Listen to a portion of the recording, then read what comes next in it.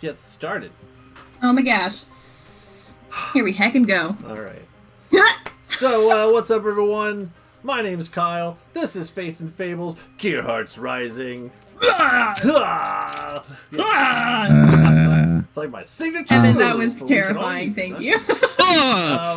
We'll get some real quick announcements. We're going to get to recap, and we're going to jump right into the game because we're on time-ish, I guess. So we should probably... Yeah, we are. Since, you know, the stars are aligned and everything. So I already introduced myself. Let's go around real quick, and then we'll get to the recap. I am Nick. I play Volt, who followed the gears to the docks to see if the fox got socks. Oh, nice, cute. Okay. A little mix-up. Okay. Okay. Cute. I like that. Very good. I'm Cody, playing Freylas Daka, and I am sincerely tempted to sock this little fucker in the face. It'll be the first time. Alright, next. Me! Yep, that's you. That's right. It's me! I'm Kayla. I play Alona. She's going through some shit right now, but we'll figure it out. That feels like a shirt. We're going through some shit, but we'll figure it out. Alright, next up. The hand. I'm Jill. I fucked right off after that last battle. He did, too. It was a thing. Yep. I'm Heather. I play Persephone Sharonford Renderoth Kirini Davenard III. And she, in her own way, is also going through some shit. Her whole town kind of got destroyed. And how? Welcome.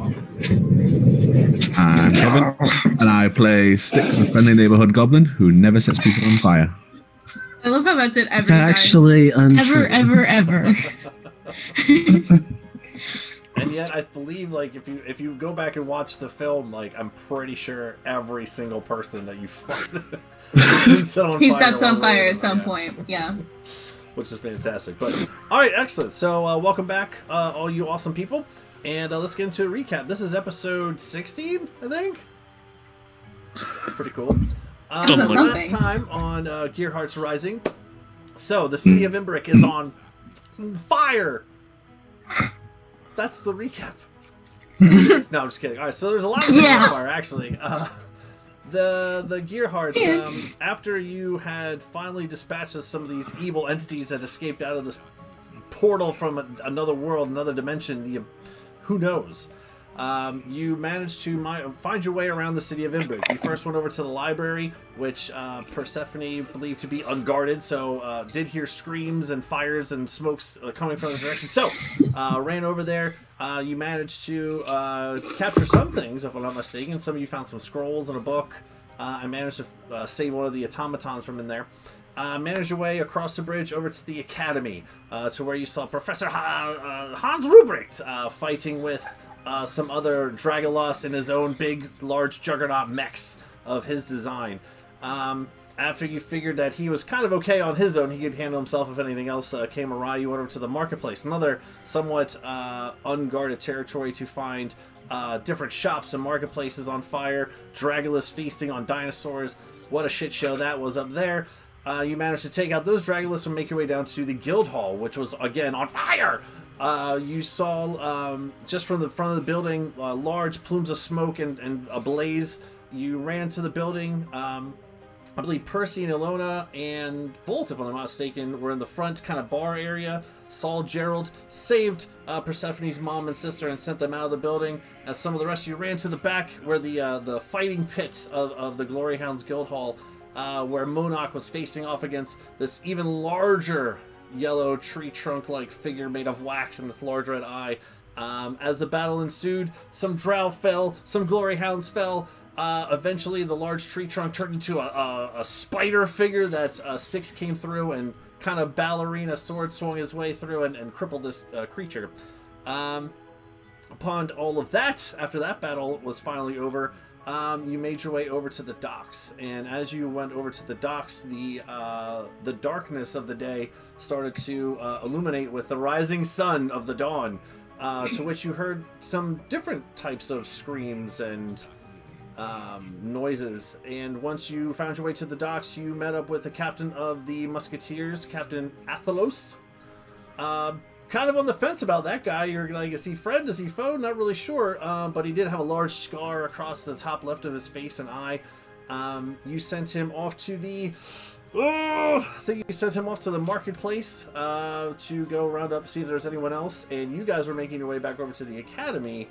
And on your way back, you actually noticed that a lot of the bodies that you had passed before, some of the Shaitines and some of the Dragulus, there was no material, there was no pieces of them left. And Styx had actually recalled once before, way back in the beginning of this campaign, that you guys have actually fought those Shaitines before, and after death, they reverted back to their original form, which is what started this whole thing off in the first place, learning that these things were being created from dead corpses and bodies, and kind of learning along the process. So that's kind of where we're picking up, is that you guys, the sun is rising, you're making your way back over to the academy, having your conversations, and we left off with Ilona scrying into this crystal ball to find not only her old friend, but could also well be an associate of Frey's, who goes also by the name of Fox. Two foxes? One same fox? Who knows? But same fox. As you scry into the orb and this coalescing cloud, and you focus, and it starts to part, an aerial view from the sky starts to zoom down, and from this aerial view you can tell that it is Azeros that you're starting to zoom in towards. You can actually see some of the dock area that you actually just left from. And as you zoom in closer and closer and closer, you see the outline of a body laying down face first on the ground with a pool of blood coming out the side, not moving. Oh god, do I know where in the city this is from the aerial view? Can I try to like pinpoint? You can roll a history check. Okay. First roll of the night. Oh, that's cocked. Okay. History? Yeah. 21. 21? Mm-hmm. Cool. You guys are already on the Atheros, the Imbric map, yes? Yes. Yes, we are. So you guys, let's do this. This will make it a little easier. You guys were actually on this map before, when you actually made your way down to the docks. Mm-hmm. And you had actually come up from this side, and Athelos and his gang had come from this side. You get the feeling that from kind of like even just seeing this little peninsula, this little inlet, if you will, or docking area, you kind of get the idea that it might have been more that way. Okay. But you have already started walking that way. Okay. So I'm gonna come out of the scry. Right? That's all I see. Do I see anyone else like around him? Is anyone helping him? Does he look like he's obscured by things? It looks like it is a body laying on the ground. Fuck. Okay. Okay, so I will come out of the scry, and then I'll jump off the disc, because I'm still on it. And I'm gonna grab Frey, and he'll be like, Fox, he's bleeding out. We've gotta go. What? I don't know. I saw him. He was laying on the ground. There was blood everywhere. We have to go to try to stop. There's not enough blood in the body. There's so much around. There can't be much left. Okay, right. Focus where? It's by the docks. We gotta go back the way we came. I know we were just there, but we gotta go. All right, let's go. Just gonna turn start and sprinting. Start running back the other way. Okay, all right. Is anyone going with him, or just you two? Or are you taking anyone else with you two? I mean, I said what I needed to say, and then whoever Volt, wants to come Volt, can. You are but... muted. You are muted, Volt. Sorry, I gave my mic some sass. Okay, Okay. No, I will follow them because they said someone was bleeding out. And as a healer, I have to help. I have to help as the healer, as the I'm gonna cleric. turn to Styx and say, I suppose we can't let them go off on their own, can we? That's true. We're fine. We're all adults here.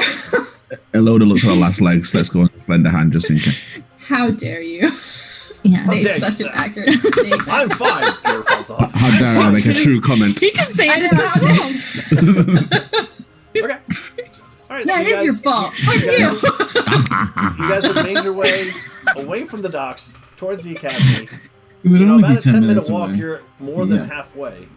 So you about face and go back towards the docks.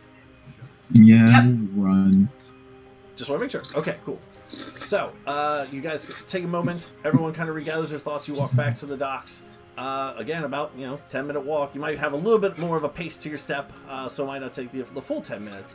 But as you get back to the dock area and make your way around the corner from where the musketeers came from, go ahead. Whoever wants to look for a body laying on the ground, make a perception check. Do I get advantage because I know what landmarks to look for? They're the only ones that nobody looks like. 21, right? I'm looking for blood. There's lots of bodies around. There are. As you first get there, just from your passive perspective, yeah. Again, just like walking here before, musketeer bodies, town guard bodies, civilian bodies. Now on the way down, it was Dragula bodies and Shaiteen bodies and, spider bodies and things. But now that you're coming back, interestingly enough, I did forget to mention one thing. The only thing that you really recognize that's not a bad guy as you're walking back and you realize all these bodies are turning back, there are large, spider-like, abdomens and legs and things like that from what you would guess to be more of, actual spider creatures. But that's, the only remnants of bad guys, if you will. Do I get advantage because I scried and I know, what landmarks around him to look for based on the aerial zoom? Yeah, I thought I said that already, but yeah. I missed it. It's better. Oh god. I'm picking random people and checking for pulses because I don't know what this person looks like if there's 50. You don't. That's true. No one knows. It's true. Yep. Of course, me being the one that probably knows the best, got a 10. So, what did you roll, Percy? This was perception or investigation? Perception. Perception. Perception. Perception. Perception. 13. 13, okay. So Volt and Styx rolled highest and I have no idea what they're looking for. Okay. I'm looking for a foxman. Cool. I would have described him as we were running. Sure, describe Fox. Oh god. Me describe Fox? Yeah. Oh jeez. Or Frank can help too. I mean, that's up to you guys. So he's sort of this high man. he's got brown hair, kind of cut short, clean face. He's very, normal looking. He doesn't have anything distinctive about him. He's human. As you're running to the docks, this is happening. Yep. He has broccoli and cookies in his pockets. So search their pockets. If you find broccoli and cookies, that's probably him. Okay. You guys got that, Volt and Styx? You got that? Yeah. Fruit vendor. The bench vendor. Yep. Default person with cookies and broccoli. Just fucking default. Okay. So it's going to take you guys a little while. Although Volt and Styx rolled very high with a nat 20, and Frey and Ilona, who know Fox, rolled very, kind of low. Well, 16's not so bad. Over the course of a little bit of time, you guys all kind of, it's kind of, so Volt and Styx, you guys are kind of looking at, just looking for the humans right away, as Frey's just kind of look, and you all kind of convene at the same time, kind of almost towards the middle of the pile. You worked your way from the outside and worked your way towards the middle. Eventually you come to find Ilona from your aerial scrying view of a figure face down in the ground with a pool of blood coming out from where his head was. Is there any breath at all? Make a medicine check. Oh god. Can I make a medicine check to see if I can stop the bleeding? Sure. You can roll separately or one with advantage, whatever you want to do. I already rolled, so I can't. Yeah, roll better than me though, please. I did not roll well. 11. Fuck, that's what I rolled. Yes. I just want to see if there's any breath. Body laying on the ground right now. Fuck it. I'll put a second level cure wounds into him. Okay, all right. So as you're kind of looking over the body, it's I don't know if he's dead or not. We're just gonna try this, and you put your hands down. You kind of flip him over and put your hands on his chest, kind of like your electrical. It's a defibrillator. Defibrillator, yep. Mm-hmm. And as you pump these points into him, Nothing happens. Oh. Fuck. You've seen Cure Wounds pumped into someone who may have been, like, unconscious. Yeah.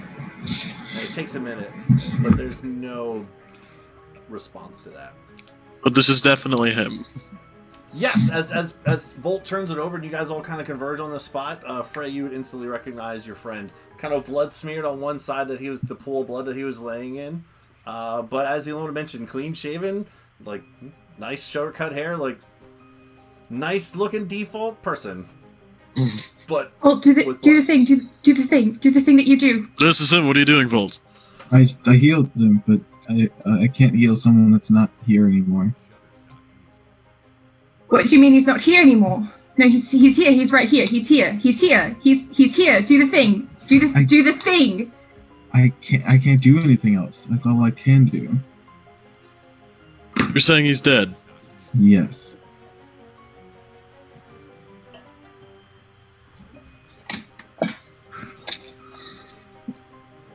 Frey just doesn't even really respond at that point. He's processing. I'm not strong enough to bring someone back.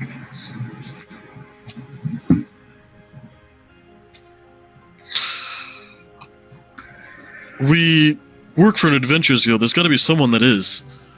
Here, help me pick him up. Do we still have that floating disc thing? It only lasts 10 minutes. Fuck it, I'll carry him. Yeah, I'll help you. I'm gonna try to help him. Gary Fox. okay. Yeah, I mean, he's dead weight, but you can pick him up. Yep, picking him up. He's not fighting it, if that's what... More ouch. Yeah. Anyway, okay, so you pick up this body. Is there anything else you guys want to do while you're down here? Is there anything around him that, like, maybe he dropped something, or like anything of his, like, if there's something around of his in the vicinity, I want to pick it up for whenever we bring it back, because we're gonna bring it back. That we can. Okay. Sure. I'll just be able to give it to him. Sure. Make an investigation. Yeah. Fuck. Like, so bad. You find his journal full of his life story. Can I Oh, tell what he was fighting when he fell? Sure. Just make a straight investigation for that too, since you're going to inspect the body, basically. That is a 13. Mm-hmm. A 13. So not Well, great. I mean, I just wanted to like look around and see if I can tell, you know, from what's around, you know, that was a thing that he fought, and I know because it looks at it, it's got the mark and. Sure. Yeah. I mean, well, that's more perception, I guess, if you're gonna look around. I thought you were looking specifically at Fox, but what did you say? A 13? More trying to figure out what body. Cool. With a 13, Ilona.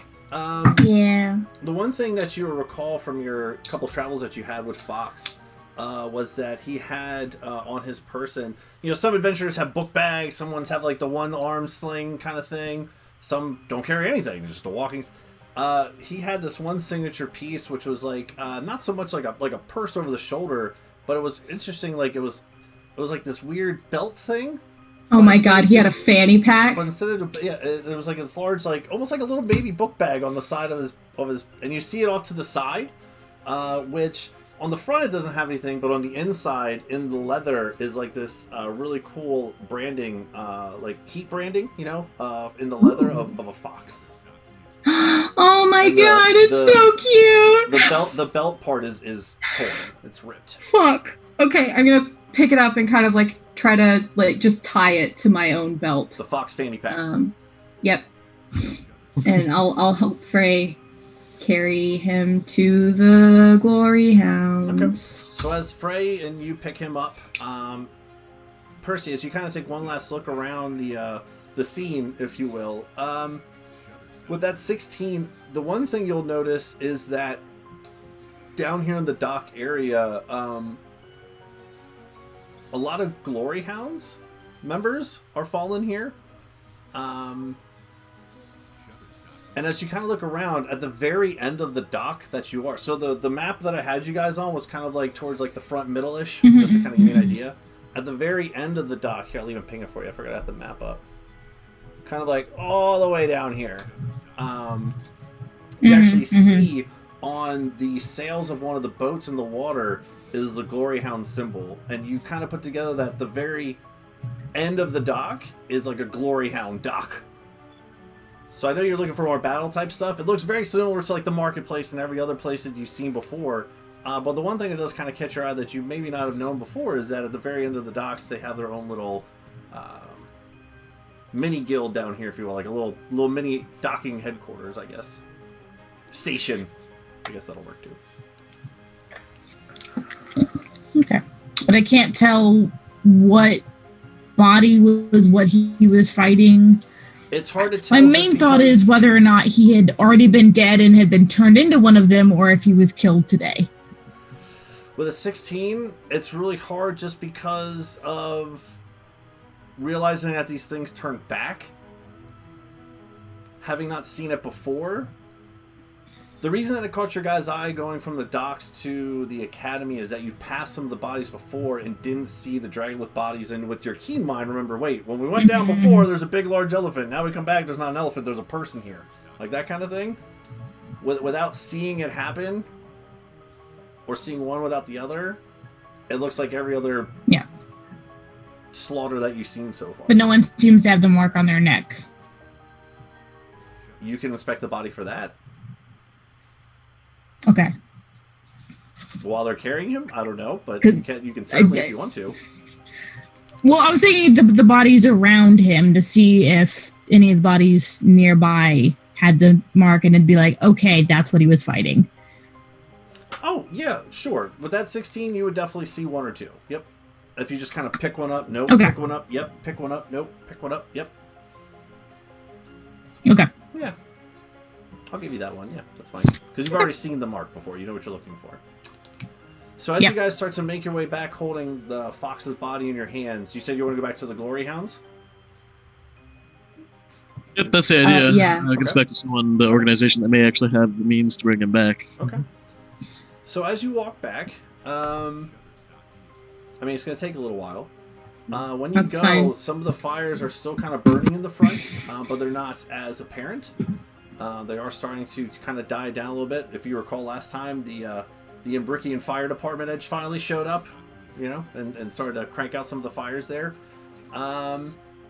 When you go inside, you do find Monarch and Quarian still in there kind of cleaning up things, looking up under the rubble, see if maybe there's some other people that they haven't found. Yeah, no, as soon as we're like within earshot, I'm just gonna start screaming for Monarch. Oh, okay. Yeah, you can do that. That's fine. So he, instead of that, he will come out. What's wrong? We need someone. He's gone, but we need him back. Is there somebody to help bring? We need a very strong cleric. That. If he's gone, he's gone. What kind of magic do you speak of? Well, he said very high, strong cleric, sort of like holy. Do you have anyone like that sort of on retainer, or somebody that we can? You mean to tell me you've never actually employed someone with that kind of ability? A guild of adventurers, people who risk their lives on a daily basis. I mean, there are some medicines and doctors who might be able to help with this kind of... Okay. I'll be right back. I'm gonna go run and look for a giant brontosaurus. Okay. Okay. I'm shooting just giant weed symbols into the sky. Oh, God. Presentation. Okay. It's going to take you a little bit. If That's all right. fine. While they're trying to figure something out, I'm going to try to figure something out. Okay. You got it. Look, we will take any lead you have. I don't care how slim of a chance it is.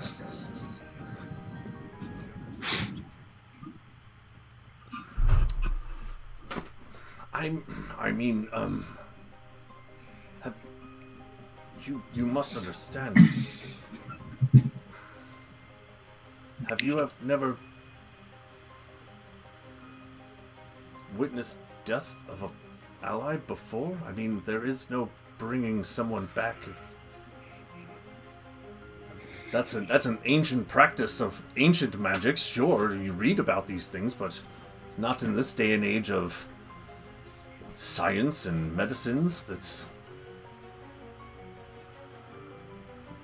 the old ways. That's not... And lore check, because this is something that I remember discussing a long time ago, but we had that break for a while.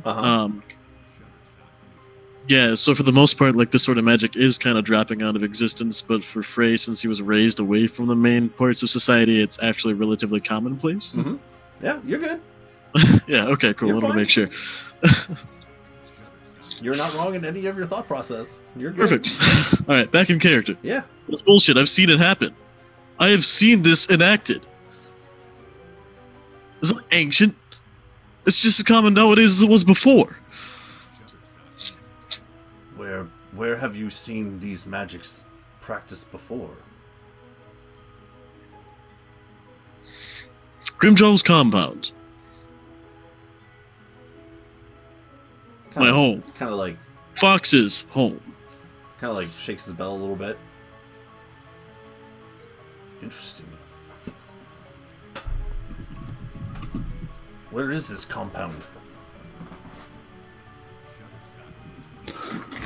If it looks weird that I'm looking up, by the way, you guys are all up here, okay? I'm not gonna like look at my camera. It's fucking weird. I'd rather look at you guys. It's not so odd. That's why I moved my camera. Okay. And just to make sure this isn't supposed to be like a secret location.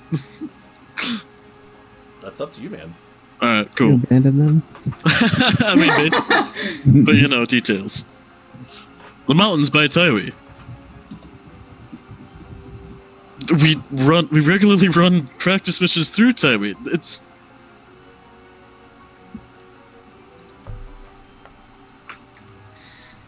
One second, I'm plugging in my headphones. Okay. Not now, Monak, damn it! So I can hear your better. Really? Sorry, my furnace went off in the background too. It's super loud. It always likes to remind me that it's super loud. You said the mountains of where? The mountains outside of Taiwi. Outside of Taiwan. Okay. Taiwan? Tiwi? I never know how to say it. We who? He kind of walks up, puts his hand on your shoulder. Ah!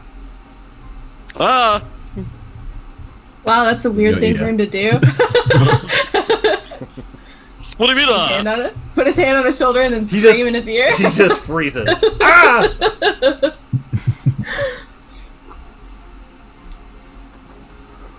I will wait to tell you what happens when this thing rolls for me.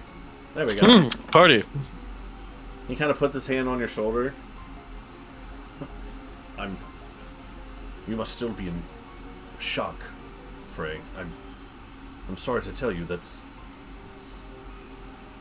not really a thing, but we can hold him here. I mean, do you want to hold him here? We can watch over him for you. Do you want to stay with him, or... The fuck do you mean I'm in shock, bud? I'm sorry for your loss, friend. He was not a houndsman, but if he's a friend of yours, he's still a friend of the guild. Take his hand off your shoulder. Afraid his whole body tenses for a moment. Kind of looks like he might take a swing, and then he just relaxes a couple of measures and says, yeah, okay, alright. Yeah, I guess keep him here for the moment, if you could. I'll figure something out. Ice boxes with gnomes shooting ice magic in top. What? Just thinking how to keep the body fresh. I mean, right, that's not a problem. Quarian, go fetch. There were some beds that were undisturbed from the blaze. We could put them in there if that's all right. Put some candles. We don't have anything to chill the body. We'll figure it out. We'll take care of him. We can also bring him back to the House of Blades. I would also like to extend an invitation to all of you. If you've been displaced by the building's destruction, come stay at the House of Blades. Protect it.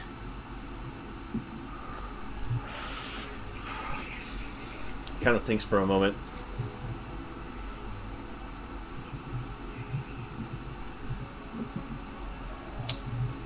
Thank you, Sister Persephone. We should stay here and try to clean what we can and see what remains of the hall. But also, I would prefer to have some of our men on the island with you all as well, if that's all right. You don't I will typically... be bringing my mother and sister back to my house, so any extra hands would be much appreciated. All right.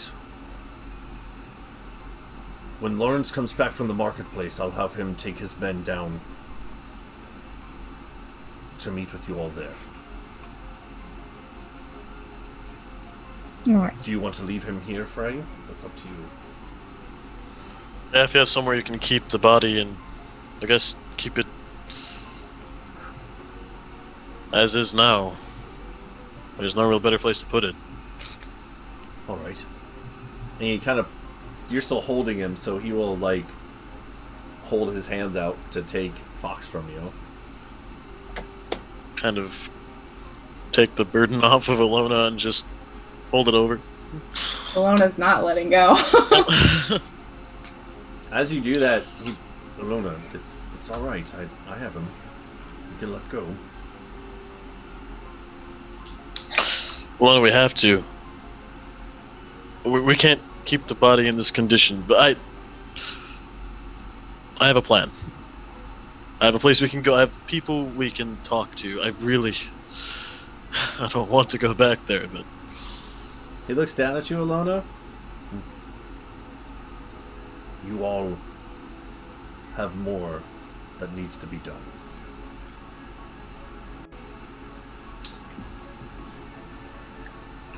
She'll let go. Gives you all a nod and walks back inside.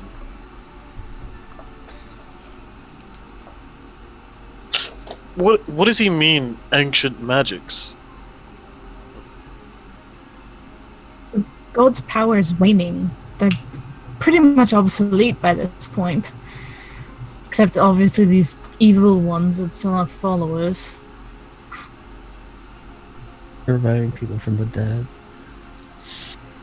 I mean, they're clear evidence that this shit isn't waning. And the entire compound I lived in. I saw people regularly do the sorts of things that he seems to think are impossible. It took a lot of We training. have one temple here. Temple to Iron, which is also the library. I spent much of my childhood there. They did not have... I never saw them do any magic, actually. And as far as I know, they never performed any. They were librarians for the most part, and that's it. What about the things we've seen Volt do? That's not poultry. That's not simple magics. That's...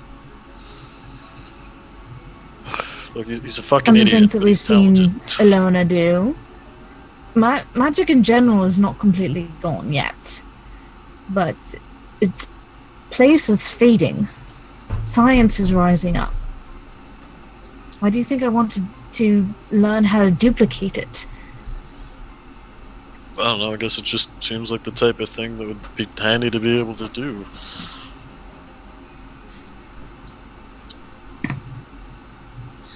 Sticks, you've been awfully quiet. People What do you have think depended about? on magic for generations. Styx is remembering back in Azeros with a similar conversation he had with Rangar. Basically, I mentioned it to Frey. Look, when we first started out with you, me, Jill, and Rangar, the big Dragonborn guy. I I had a few remember. Yeah, I had a few conversations with him, and he said something similar. Seems to be outside of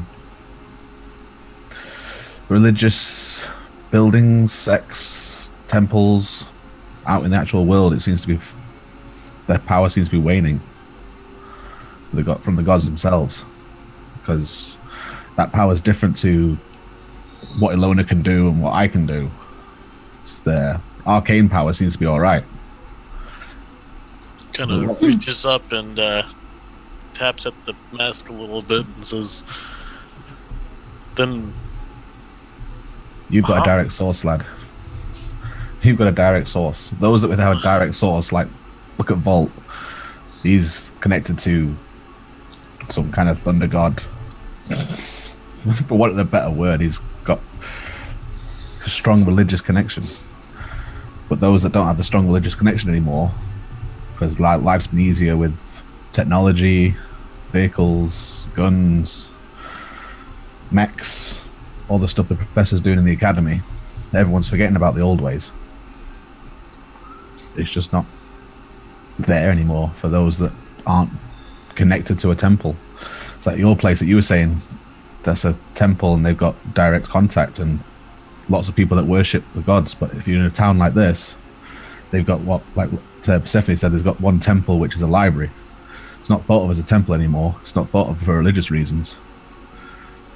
So the religious power is gone. Power of faith, man. what about your people, the Claret Order?"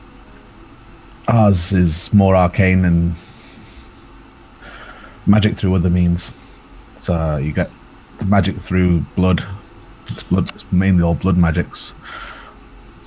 There's not very many religious people, for want of a better word. You won't really have many paladins or clerics. It's mainly you keep going until the blood runs out.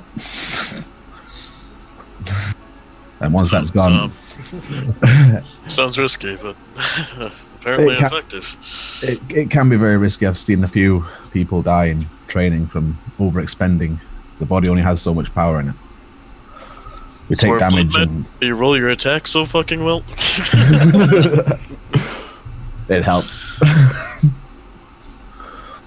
But yeah, if we can find someone in this city that's strong in their religious magics, clerical magics, celestial magics. And apparently they'd be a fucking oddity enough that they should draw a crowd, especially in a time like this. Yeah. Someone walking around with healing hands that can bring someone back from the dead. It's... Yeah. The healing hands part can't really do the back from the dead one, though. Yeah. Just... I'm so fucking tired at this point. It's been a bit of a long day, lad. Well, let's go and pick up Percy's family. Get back to the house. Everyone can rest up.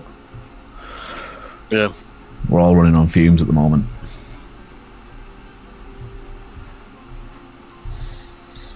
Okay. You guys heading back towards the academy as you're talking? Yeah.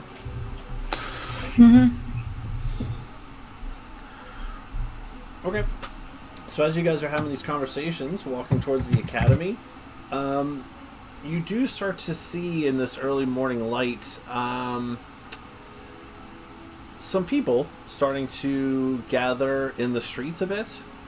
Now that the chaos of the night, the sudden drop with the sun, and now it's kind of quiet and peace for a moment. You do start to see some people as you're walking, coming, out of their houses, kind of looking around, trying to figure out anything at this point. What just happened is what you hear a lot of conversations like, what is going on? Why? What are we supposed to do? Just constant conversations like that as you walk.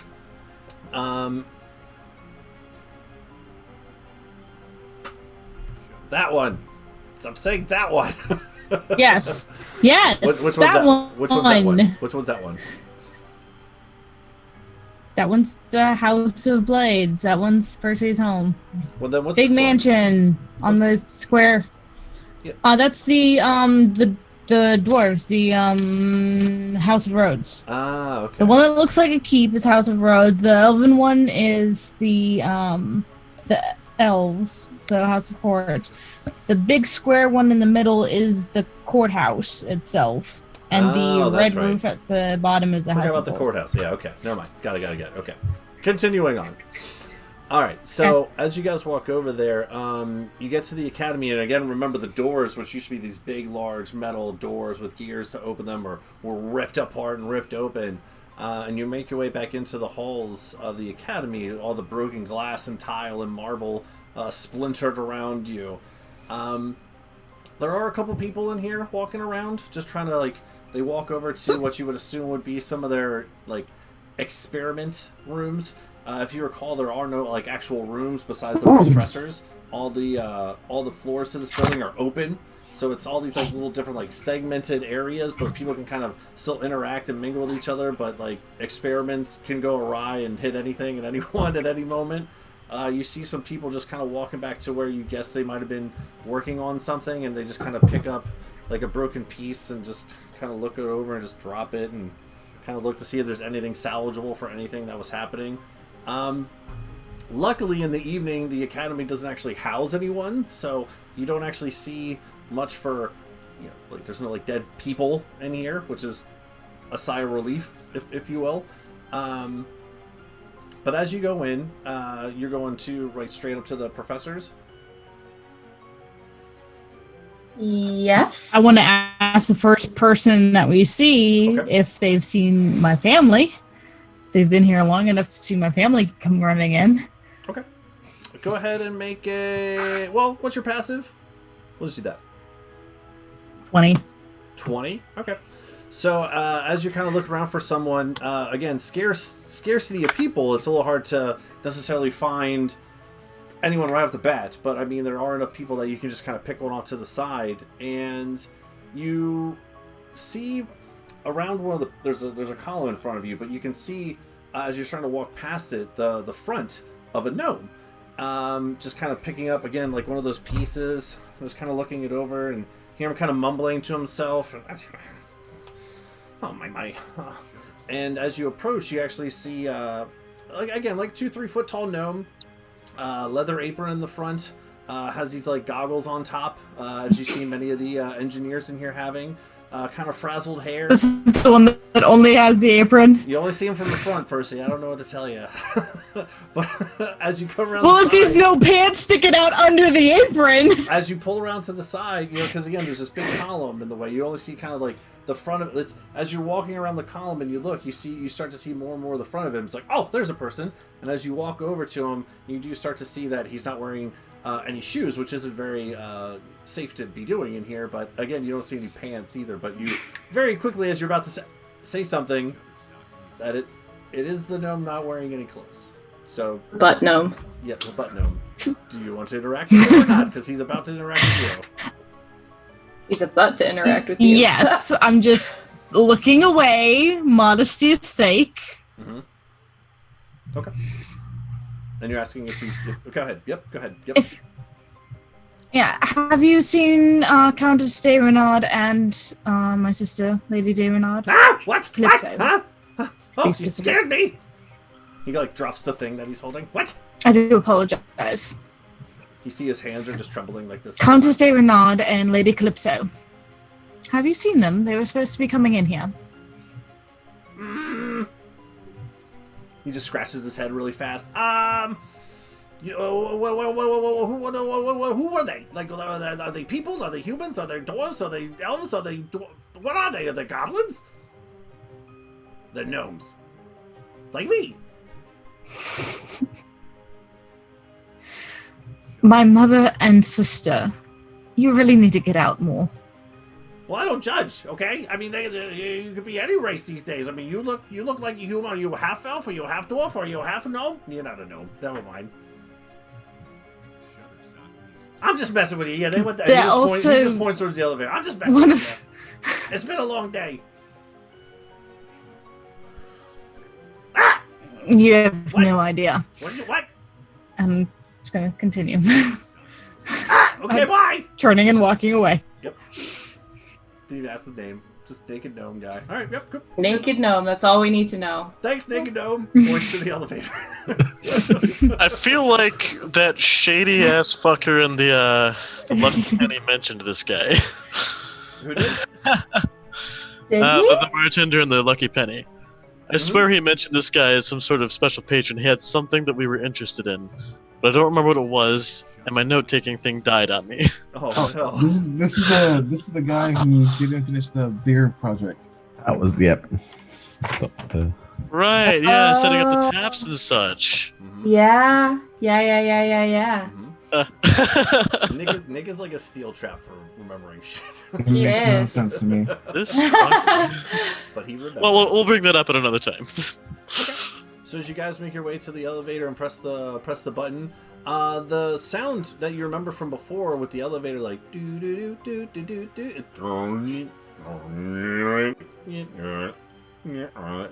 sounds broken, but it still works.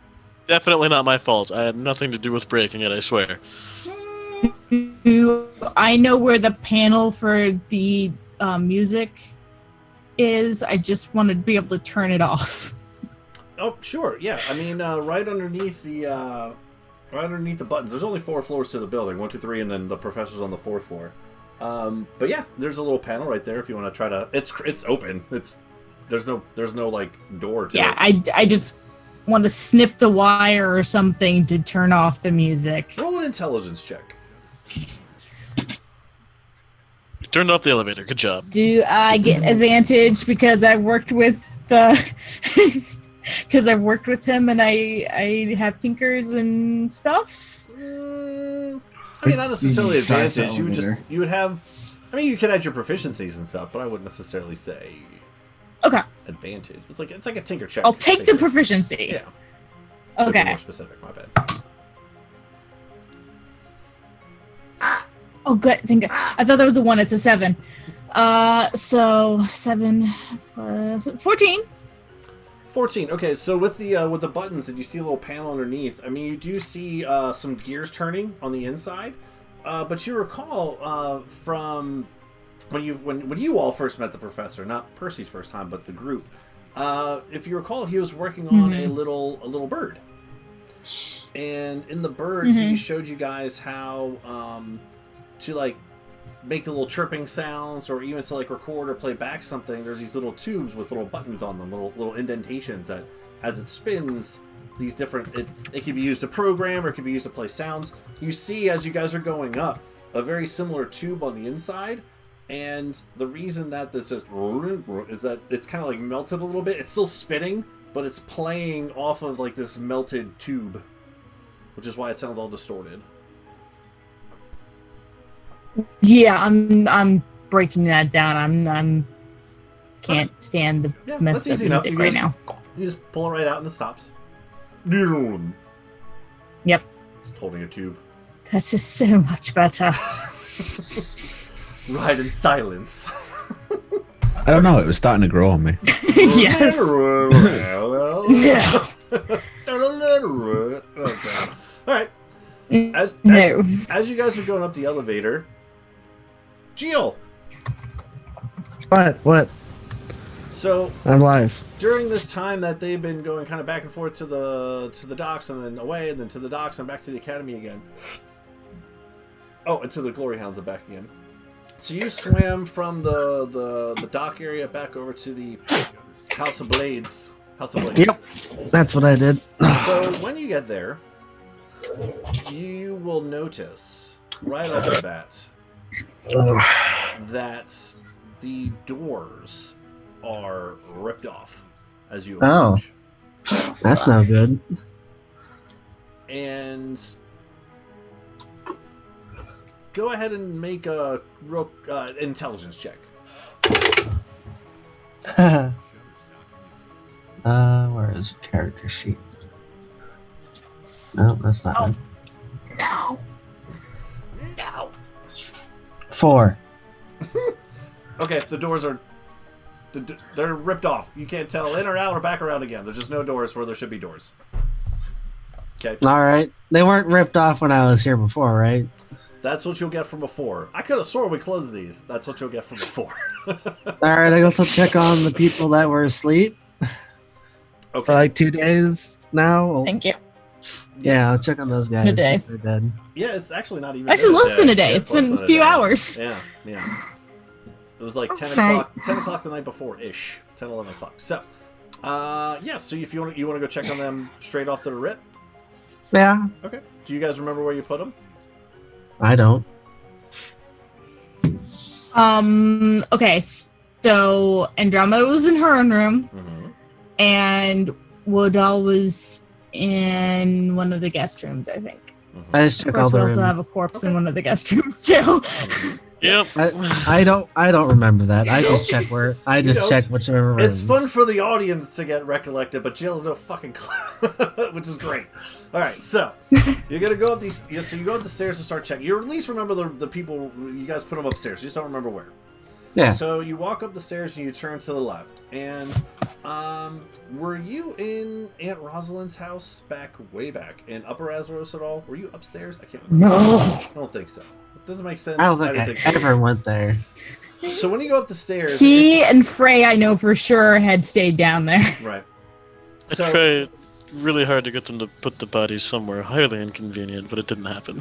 So when you go up the stairs, it does kind of curl off a little bit, these marble stairs going up to the second floor. And once you get up to the second floor landing, you actually turn around, and you're facing back towards like what the front of the house would be.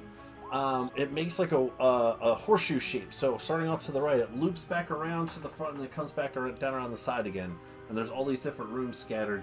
I think there's 3 rooms on this side, 3 rooms on this side, and a room all the way straight across with double doors. All the other rooms have single doors, and the room directly across from you has 2. You just want to start going into rooms, or what do you want to do? I'll alternate between left, right, left, right. Okay. So you're going to go this door, and then go to this door, and then go back to this door. Because in the middle of the horseshoe, it's open. It goes back down the stairs. Like you can't Scooby-Doo run back and forth. You got to go around or back around again. I feel like what I'm gonna do makes the can. best sense. You can. That's fine. So Yeah, that's what I'm doing. you go into the first room on the one side, and as you open it up, it's actually a bath area. You go to the next room, and it's a bedroom. This is not Percy's room. This is Calypso's room. The next room is not Hector.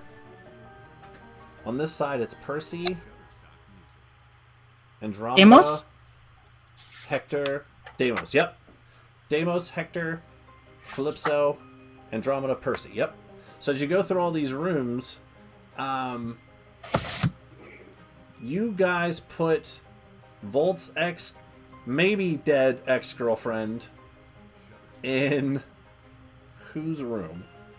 No. It's Volt's dead, maybe ex. Dead maybe. Okay, it's hard to read on my screen, even though it's so big. It's really teeny tiny. So it's Volt's There you go. dead maybe. Which room did you guys put her in? Well, we had guest rooms, right? I think one Well, of the there's guest two. Okay, rooms- so when you go up the stairs, there's 2 guest rooms like directly in front of you, and if you turn around, this horseshoe is all those rooms. So there are these 2 guest rooms like right behind you. You can check those too. So one of them has the corpse, the other one has Vidal. Okay. I'll check both those rooms. Okay, cool. So you go into the one room, and you see the very smug look of this elven man.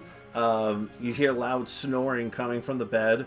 There's this little smirk on his face, like God. Still spinning wine. That Fucking and fucker. his one hand. That the The one hand worst. the one hand that's hanging off the bed is just like that. It's not doing anything, but you swear you could probably put a glass in it. Just hanging off the edge of the bed. I put an owlbear claw in it, and then I walk out. An owlbear claw. Okay. It's Got it. really gross by now. Awesome. At least I think it is. And surprisingly, yep, does not move. All right. When you go check on the corpse in the other room, it's this weird aroma of like death flowers. It's not enough. It's just you get like a little smidge of flour to kind of cover it, but it is bad as soon as you open the door. I mean, for you, it's not so bad, but I mean, you could definitely get a Is there a window? yeah. I tossed the body out the window. Oh my god. Well, that's rude. Oh my god.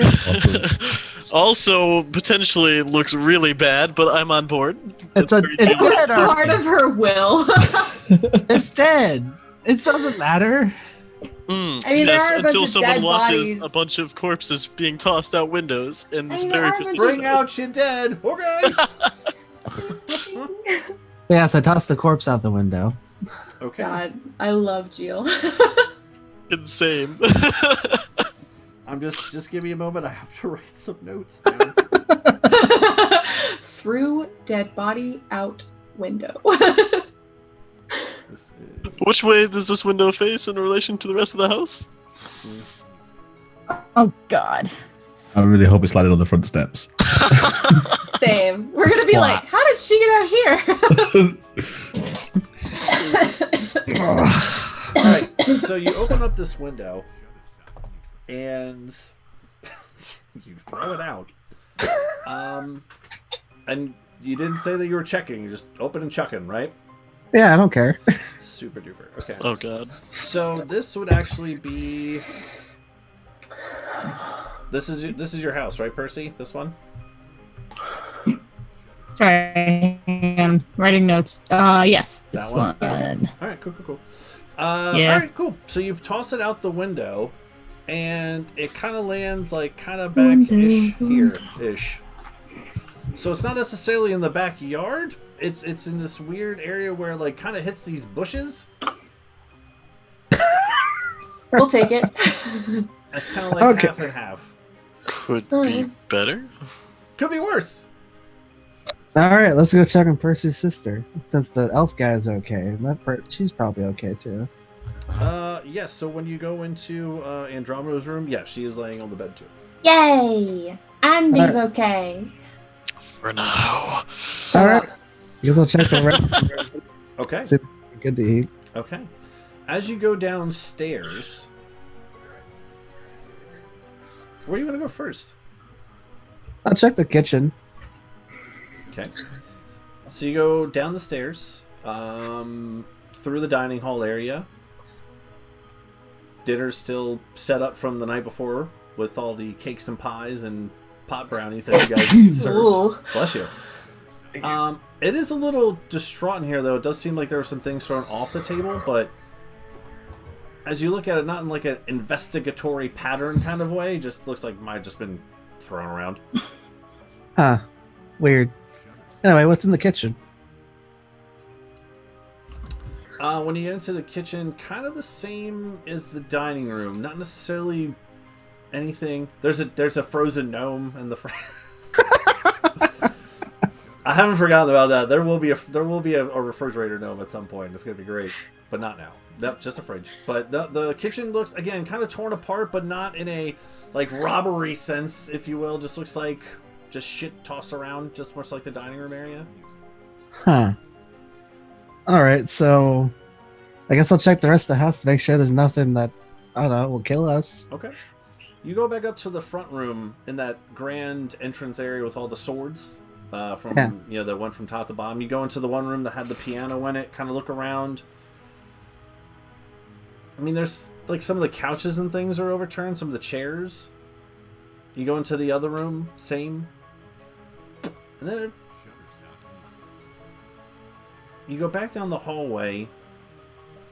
And you look to your left, and the door to the basement is open. Fuck. All right, Damn it. I'll head down there. Okay.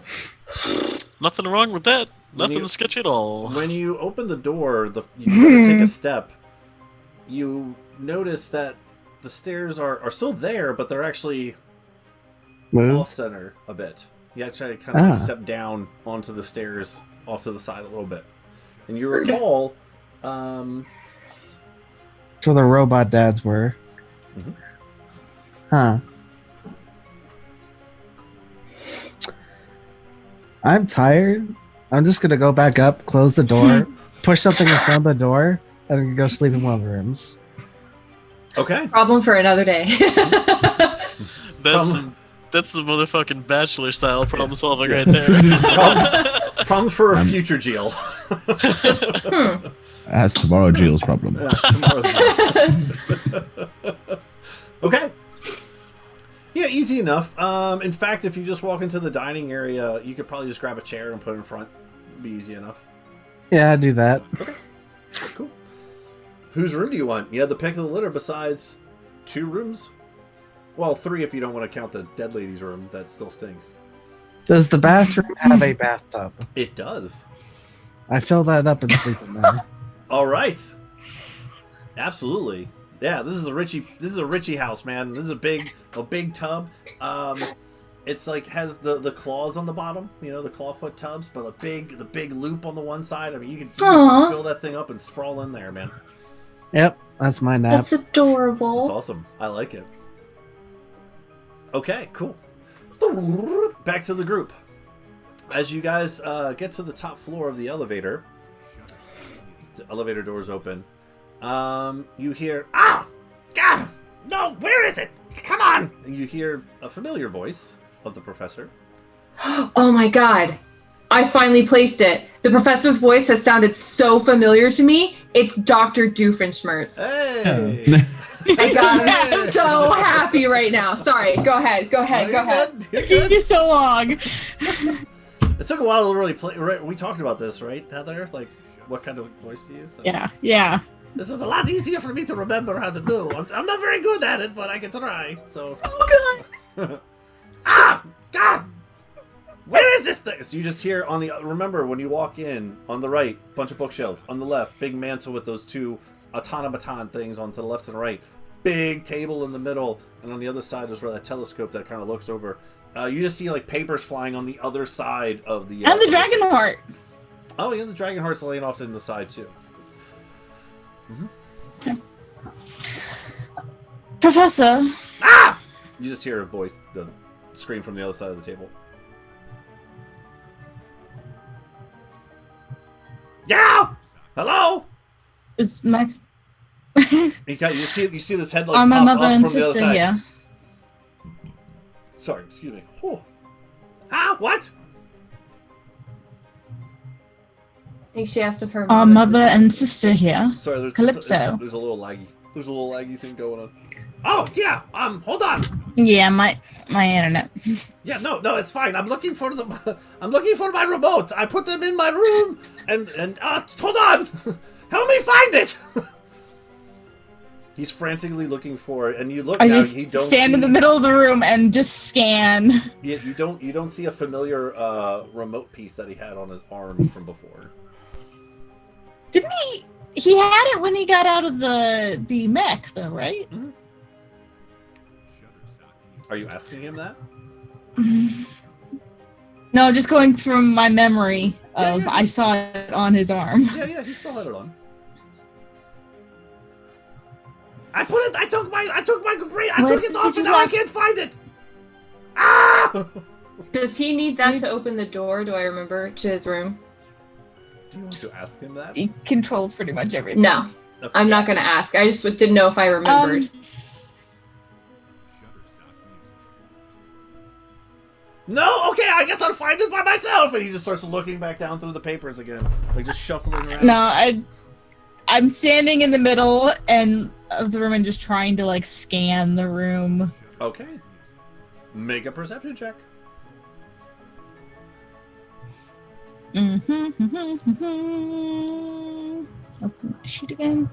Oh, which dice? You failed me the other day, so I'm not rolling you. Man, holding the grudge, huh? Some dice don't deserve a Yes. second chance. That's fair. So it's a 13, but I do have a passive of 20 if it helps. Yeah, so as you start to scan around the room, specifically looking for this, you actually breeze past it twice because you're so focused on trying to find it. You don't think it would be in the most obvious place ever. And you kind of like... and you just look down, it's literally just sitting on the table. I'm gonna pick it up and just hold it out. I can't. I took it off. It gets so itchy, you know. It gets so itchy, and Professor- then like what? Professor. Oh, you found it! And he like grabs it and like, oh, thank you, Percy. Oh my gosh, I was getting worried there. Your mom. What you might want to do is look into making a ring that can home in on it, because you're less likely to take off a ring. Yeah, but they get itchy too. I only took it off for like a second, but you know, I don't have very good short-term memory, so it's like I put it down. Build in a function where your if sister, you your mother, and he pushes a button, whistle a certain tone. and you see the mantle place shift off on like a door hinge. There and there. Oh, thank God we found it. But perhaps maybe a feature where if you whistle a certain note, it will whistle back so you can locate it by sound or something. I mean, it's not a bad idea, but I might forget the song. Make it a clapper. Well, in which case What's that? you just Just clap and then the thing makes a whistling sound like Percy said. Hold on, wait. So you clap it like on, I don't know. You're the mechanical person. but then like do you But then clap it if off you too? Like how does that work? I don't. Okay, maybe that could work. I don't know, it's been a long day. Ooh, you're telling me, brother. All right, well, yeah, they're right in there. I'm just really happy we found them. My remote. I mean, them. They're good. Go find them. They're great. He just starts picking up some of the papers. I'm gonna walk in. I'll follow, and as soon as we're through the door, I'll kind of lean over and whisper, "Did he say that rings get itchy?" I don't even question it anymore. What the fuck? As you guys go into, you have to kind of duck down. Well, except for Sticks, you have to duck down into this. The fireplace mantle is swung out, open, and you can go back behind there. And it's not like an extravagant room by any means. It's all like 8x8 little like security room, if you will, a panic room kind of thing, if you will. But yeah, they're sitting in there, just to make just basic chairs and things, just kind of waiting. When your mother sees you. Oh, Persephone, thank God. Oh, thank the gods. Okay. She comes over and just gives you a hug. Calypso kind of takes a minute. Just, And Gerald is with them, right? Oh, yeah. Sorry. Yes, Gerald's there too. Yeah. My apologies. Okay. Making sure he didn't die on the way. He's dead. No, he's there. My apologies. He's there too. Kind of takes a moment to get up. Oh, just. Are you all right? Oh, yes. Well, we're fine. Is it all done? Is it all over? Are we safe? As far as we know, it is over. Whatever had come through was banished by the light of the dawn.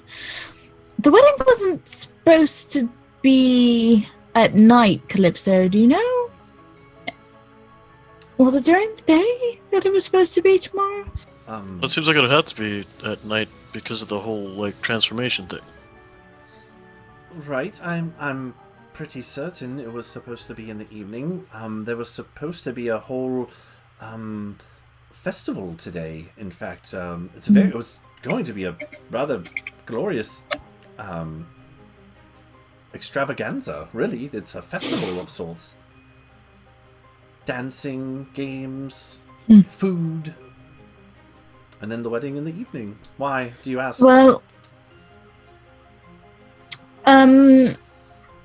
it's just I was trying to figure out if it being a full moon would have allowed them to exist in the daylight, or if they were planning on it being an all-night massacre.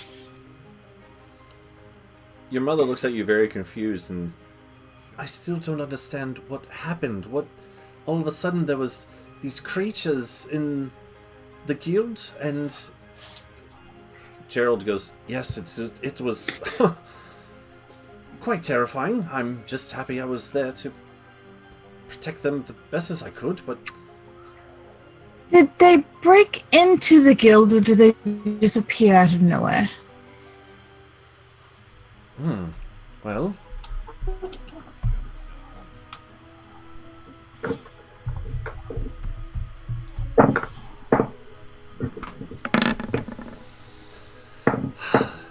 I don't really know. We were all asleep. I recall that, and Gerald actually woke us up.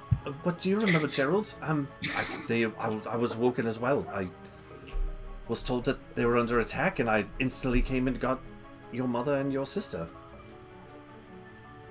We hid for a very long time, and then tried to make a run for it, which is... we didn't get very far. Well, that is what was going to happen this evening at the wedding. Fortunately, we stopped it a day early. We had hoped to stop it entirely, and so there would have been no attack, but things went awry, and we had to deal with them instead.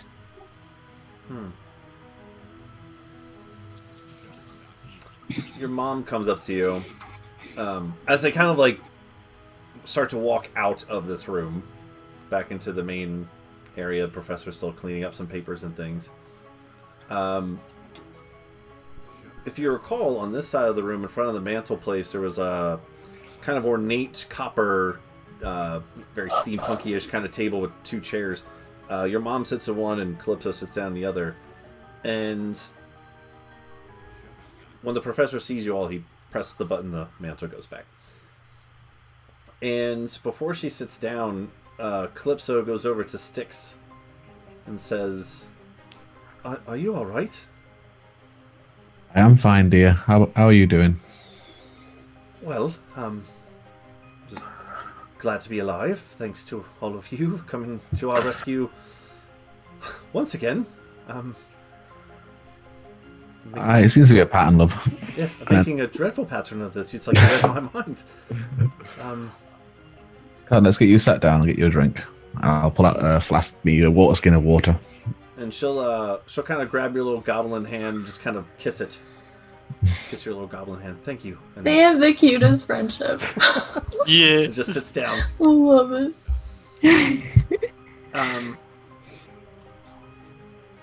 Back over to your mum. She goes, Mama. Yes, you all, thank you for all that you've done in protecting us. And she looks over at Percy. Is this something you do all the time? Well, it hasn't been very long, so I'm not sure if I can say all the time, but yes, we have done this rather frequently. Not these particular creatures. Well, some of them, not all of them. Yes, sort of. This is what we do. Yeah, the Drider was new. What is Yes, what is one a was. drider? What is that? Spider person. That sounds terrifying. Well, I mean, you are part of the Glory Hounds now, yes, daughter? Mm-hmm. Yes. I just...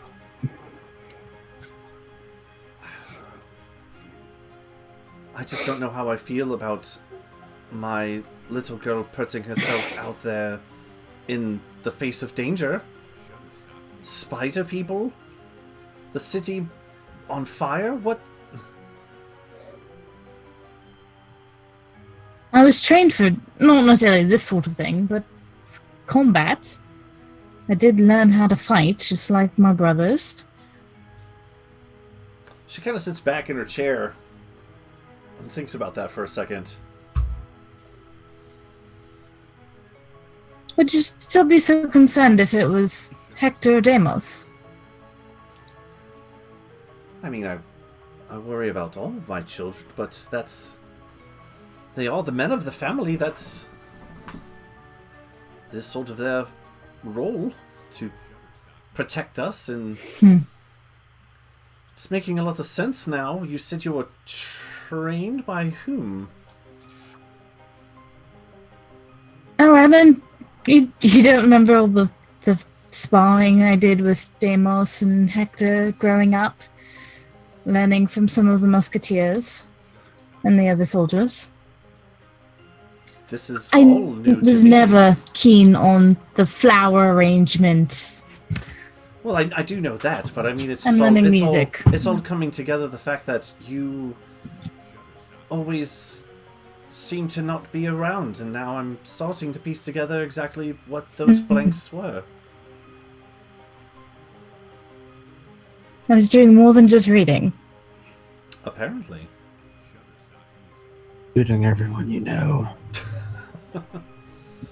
She kind of looks you over again once over, and this is the first time, I mean, from finding your mom in Volt's dead, maybe ex-girlfriend's house, to taking her here, to taking her there, to take her to the Glory Hounds, and kind of here back again. This is the first time she's actually got 5 seconds to just look at you, up and down, and smirks a little bit when she sees your gun on the side, and she says, "Well, I mean, are you any good with that thing?" As she's looking at your gun. I am quite good.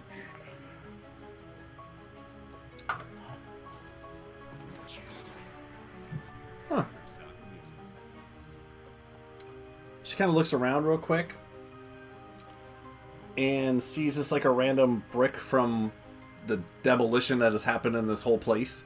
Like just a little piece of a side brick, and she just grabs it and just throws it towards the middle of the room. Yeah, I'm gonna pull Requiem and shoot it. Nice. Go ahead. Roll an attack roll. Total 27. Nice. Okay. So as she just kind of looks it over I don't quick, think the HP of it would be more than it's nothing. 6, so... No, it's not. Misses. The highest AC brick ever. So as she kind of... No, I meant the HP. Yeah, no, Volt put that you miss. I fire and I miss, and I fire and I miss again, and I fire 2 more times and miss both times. Pop, pop, pop, pop! Requiem has a plus 10. As long as the gun didn't jam, I think I'm hitting it. So as she kind of besmirks at you just a little bit, not in a negative way, just a little bit of a smirk on her face, she just grabs it and chucks it. And instinctively, you just pull out Requiem and shoot it. As it's midair, it doesn't even in the throw. It doesn't even have time. Bring it down here. It doesn't even have time to go like on the down arc of a throw. It's still like this way, and you shoot it still mid upper arc. Shatters just into rubble and dust in the air. Whoa! Persephone, no shooting in here! I told you this numerous times. And you just your mother give a little bit of a chuckle. Well, you have been training with that thing. She looks to the rest of the group. Quite often. Thank you all for... I don't even know where to begin knowing what you've done for our city and our people. I didn't really get a chance to look at all the devastation. What does the rest of Imbric look like? What does the rest of our home look like?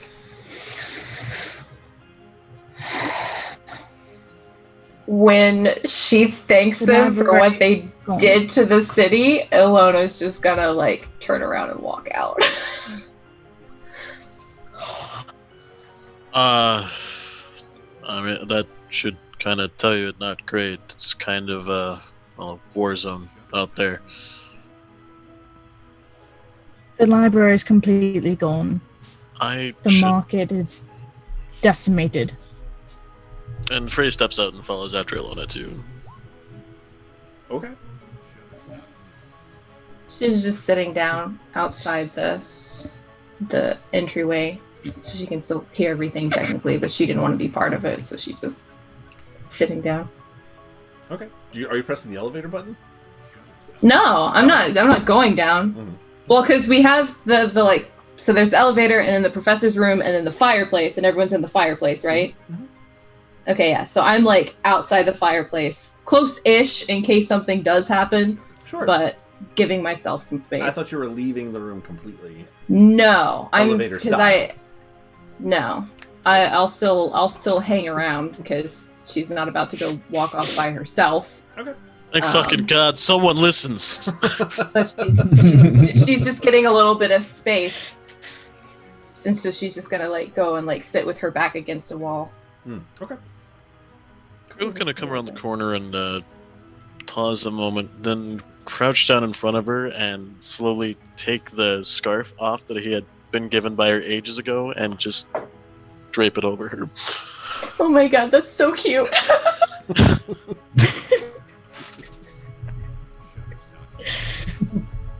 And then just sits next to her. I'll let the ends kind of pile up in my lap because it's a very long scarf and she doesn't want to wrap it around herself right now, so she just has it piling in her lap. Missa comes over, just he notices when you're upset. He'll just kind of sit next to you.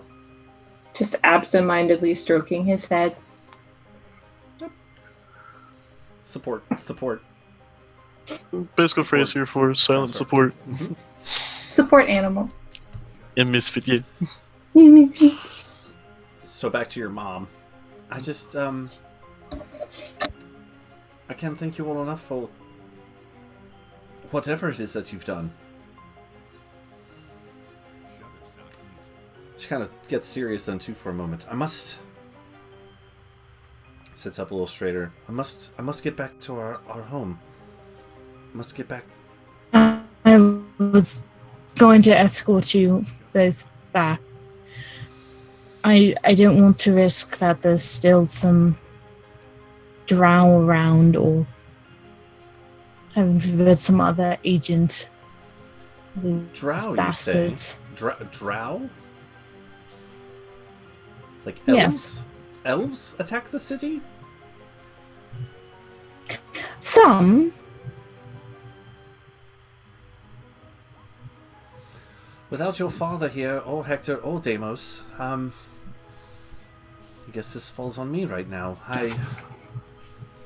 How are the other three houses? Are they all alright? Has anyone seen the dwarves, or the Duchess, the Earl, anyone?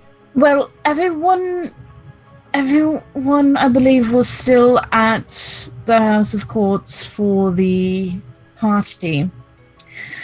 And your I'm sister, not is she sure if alright? any of them had left yet.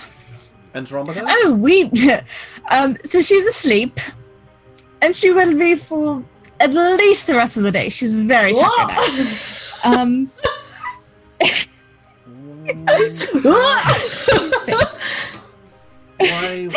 Why is that? What? I mean, she does sleep all the time. It's not so surprising, but what? What are you talking about? She's fine.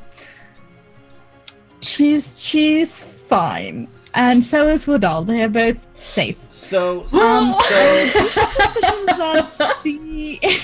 since this is your mom, she is going to insight check that with advantage because she's your mom. I mean, it's not lying. It's just not telling more. Okay. Are you trying to be persuasive or a little Withholding deceptive? information. I guess it's a little deceptive since you're not telling the whole truth. I guess deceptive. Alright. Yeah. Alright, cool. Roll deception. I should make it with disadvantage just because it's your mom. That's true. Mom's Parents always roll with knowing advantage, you're lying. kids roll with disadvantage. She already. Just a regular roll. I don't. Just a regular roll. It didn't matter. That was a nat 2, so that's a 10. Fantastic. Yeah. So as you say she's fine and she's sleeping and all this stuff, she's going to give you Fine. a look. Mom shamed. I feel like you're not telling me everything, daughter. Are you sure she's alright? Tell me everything. And she's perfectly fine. Do you really want to hear everything? I feel like you aren't going to want to know once you hear it. She stands up, kind of brushes out her attire, her evening wear, because they were sleeping. You can tell me on the way. How's that? She kind of stands up. I don't know, we just drugged everybody at the wedding, no problem. But Not the wedding itself, no. Just them. Gerald helps Calypso out of the chair. Before everyone would come out of the fireplace room while Frey and I were sitting there, I would, at one point, just kind of like untie Fox's little satchel and just hand it to him. Frey would take it and kind of look it over a moment, and then, considering this is kind of just supposed to be a quick visit, he won't start going through it yet, but he'll tie it onto his own belt. Okay. Volt, you doing anything in here, or Sticks? I've been looking for Bro. Oh, that's right. Yeah, I'm sorry. I forgot. Yeah, I mean, I just forgot you weren't with the group. Sticks, are you doing anything in here? Just keeping an eye on Andromeda, helping her out. Oh, On Calypso? Calypso? Calypso, I mean, yeah, that's Sure. the one. When you How see, dare you forget your best friend's name? when Gerald starts to help her out, you can help her out of the chair too. Yeah. And are you guys all leaving? Okay, that's fine. Just want to know. Yeah. Okay. I'll keep a good like 15 or 20 feet back from the group, but I'll still be following everyone. As you're leaving, the professor goes, Ilona! Ilona! Just gonna turn around and look at him. Come here, quickly, before you guys leave. She will drag her ass over there. Are you all right? I mean, I guess I could wait till later. I mean, it's not big deals, but okay. No. What do you want? Did you get a chance to look at those blueprints yet? Not exactly. No, not yet. Oh, Look at them tomorrow, though. It's just sort of all right. been a bit of a night, so... When you do, if you have any questions about anything, just... I'll be here. Got a lot of cleaning to do, so don't be shy. Don't be a stranger, okay? Just nod and turn around. Okay. Start walking back. Oh, hi. I was told to introduce myself. I'm Voltao, a 15-year-old storm chaser. My friends call me Volt. I got the nickname because I like storms. I know, shocking, right? Did I get that pun right? Is that okay? Is that good? Okay, good. Well, I'm from a small island named Akari in the Sea of Radiance. My home is known for elementals fighting off the coast every 10 years. I was on the beach for one of these fights, watching a giant snake made of clouds fighting a water elemental. After that, I was hooked. It made me want to become a storm chaser. So I headed to the mainland to see if I could find any other storms that aren't on my island. Some people tell me I get excited when I talk about storms, but what can I say? They're so cool. I really hope that I can find other people who like storms. Yeah, like crazy storms, like when the wind blows from a cold to a hot and makes a tornado that can destroy an entire village by just going through it. Wait, we're out of time? No, but it was just getting good. Freylost Akra has always been a strong-minded sort, even from his early days among the orphans abandoned at the gates of Grimjaw's compound. He was hand-selected to undergo training to become an elite shock trooper under the God, Tyr, to maintain order throughout the known lands. He maintained this reputation during his training, holding a standing record for returning other platoons as lost flags, as well as a record for the most successful captures on training missions and the most, disciplinary paperwork for refusal of orders. He was an excellent shock trooper with a bit of a mind of his own, and may have risen high among those of lofty ideals were it not for that day. That fateful day, wherein he was ordered to take part in the summary execution of a small village of reformed criminals for not more than seeking a better life than the one levied upon them by the prisons they had slowly broken free of. You see, while the rest of his squad saw hardened criminals, Freylost saw people trying to make the most of what they had, far away from any who could come to harm for it. While the rest of his squad fell too, Freylost fell away, off into the wilds until he hit a point where he could run no more, drifting off into sleep. In his dreams, he was made an offer, a chance to understand why the world behaved the way it did, why it could be so brutal, so unforgiving, and more importantly, how he could change it. All he need do was step away from his home and squad, and continue seeking power under the guidance of this new force. He awoke with an unfamiliar mask, an unfamiliar guide, and an all too familiar need to take action. Oh goodness, where to begin? Growing up in a bunker alone with only her father and her mechanical dragon, Misfit, Ilona Lewin often felt isolated and alone for the first 24 years of her existence. Forbidden from venturing into the apocalyptic wasteland she was told lay beyond the bunker door, she often dreamed of having her own adventures. After her father left one day and never returned, she had no choice but to leave home and was enthused to discover the world that she thought had been destroyed was so alive. There was so much beauty, so much wonder, so many new friends to meet, and Ilona wasn't going to waste any time.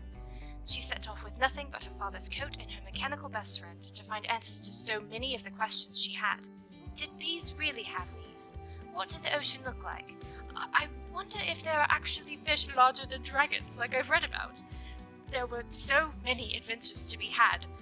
So why had her father locked her away and kept her from knowing such a wonderful and magnificent place filled with so many great people? Ilona made friends with anyone she had even half a conversation with, but soon found herself closely bonded with a group of adventurers training to be part of the Glory Hounds, a marvelous skill that she had already accidentally sort of stumbled into, but she is officially a member. Probably. Choosing to stay with these gearhearts, Ilona soon began to learn that this world was not as perfect as she first thought it to be. So many friends in this world would lie and hurt people. There was a darkness to the world that even she couldn't avoid seeing. But never fear, this girl was raised on fairy tales, stories where monsters were always slain, good always triumphs over evil, and the heroes always stand victorious. It's going to take a lot more than evil plots and devious villains to make Ilona, regret ever leaving that bunker. Hello there. Name's Jill Woodtick. My friends call me Jill. I'm a lizard folk, as you can plainly see, and this here is my introduction. I was born in what most Soskins called the Savage Swamplands. I, however, called it home, till I was run out for hunting too much. Ugh, bunch of bull. They were just jealous I was better at hunting than them. Where was I? Oh yeah, left swamp. Yeah, I left the swamp. Eventually found myself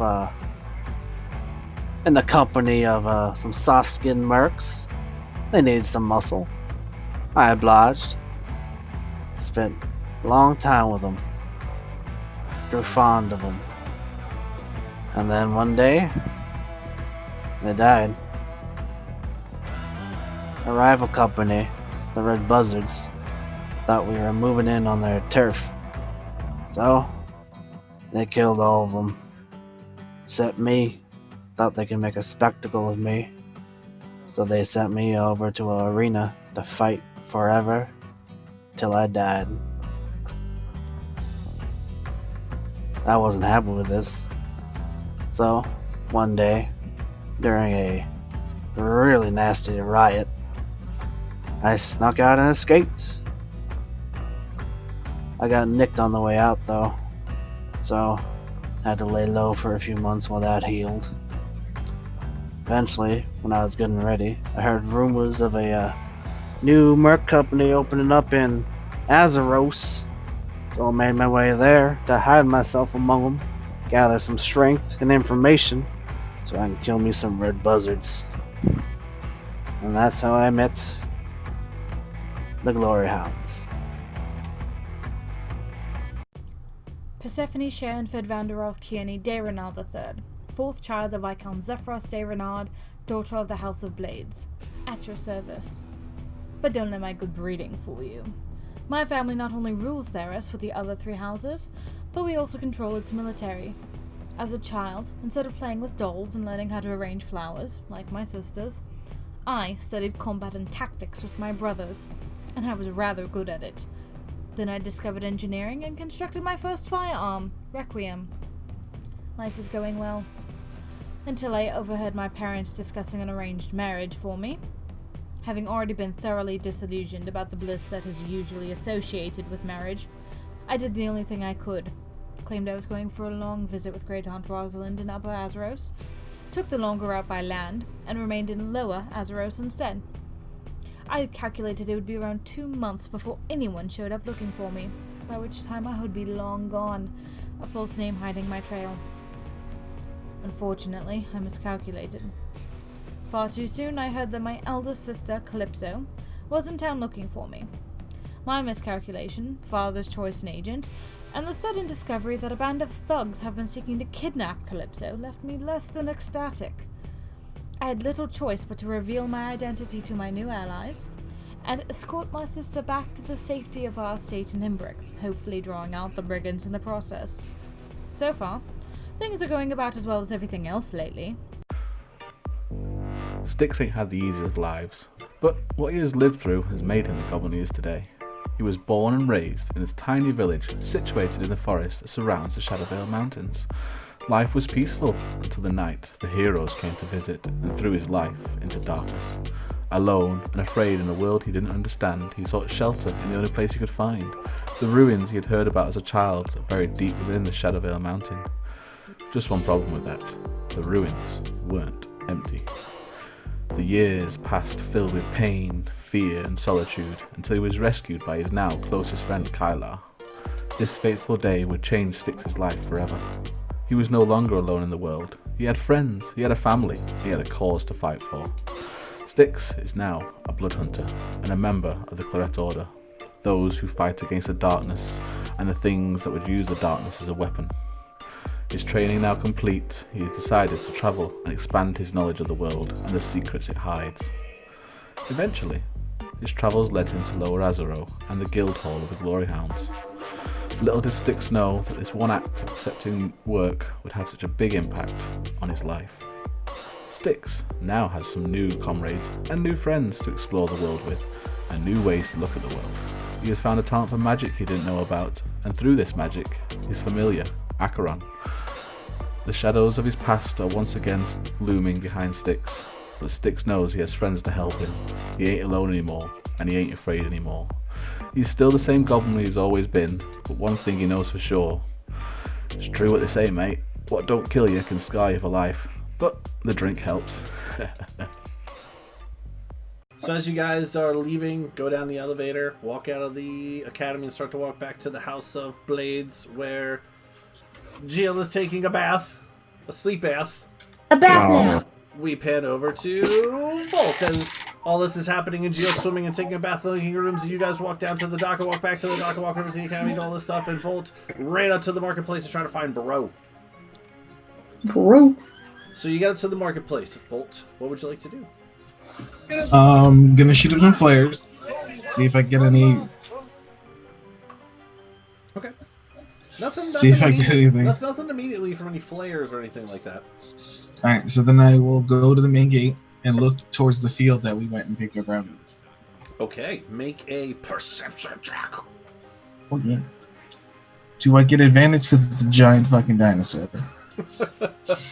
The DC is changed based on how big a dinosaur is. It's just a matter of rolling. 13. All you had to do was 12. I'm sorry. You just had to beat a 10 to find a dinosaur. Oh, thank yeah. God. So as you look through the marketplace, again, a similar sight to everyone else. As they start to see some patrons and homeowners and things start to come out of their houses and just assessing the situation. A very similar feel in the marketplace as well. People are starting to come out of their homes. A lot of the people in the marketplace, their homes are their stores, so they're coming out of their homes from up top and kind of just picking up turned over barrels and some fruits and things that are knocked over. Just kind of, some people are looking to see if they see any loved ones or anything like that. And as you kind of make your way through all that chaos and carnage to the front gate, you do get a little bit of a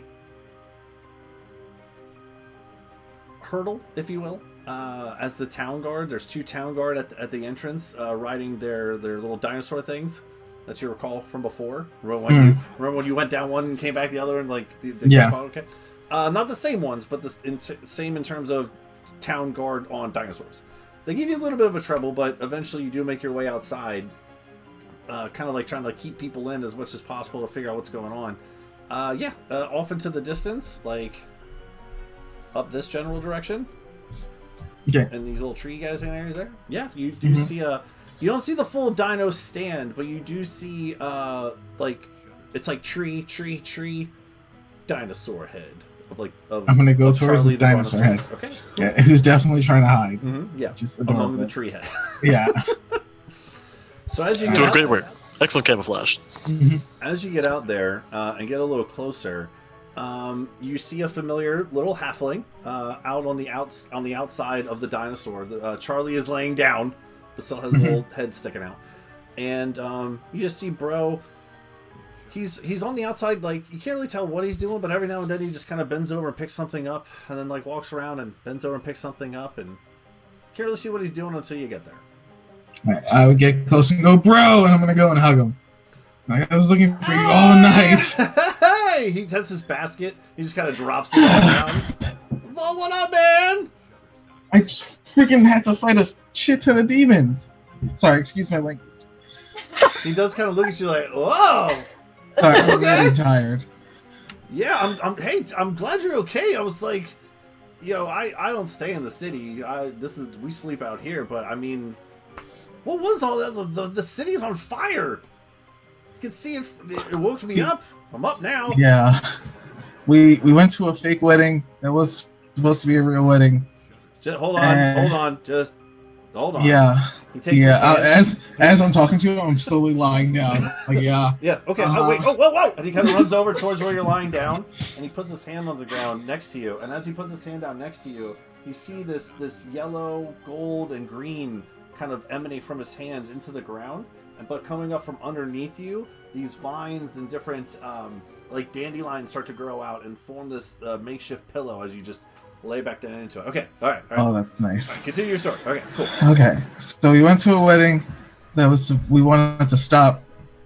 I'm not really sure about that whole thing, but apparently that wedding was supposed to be a trap.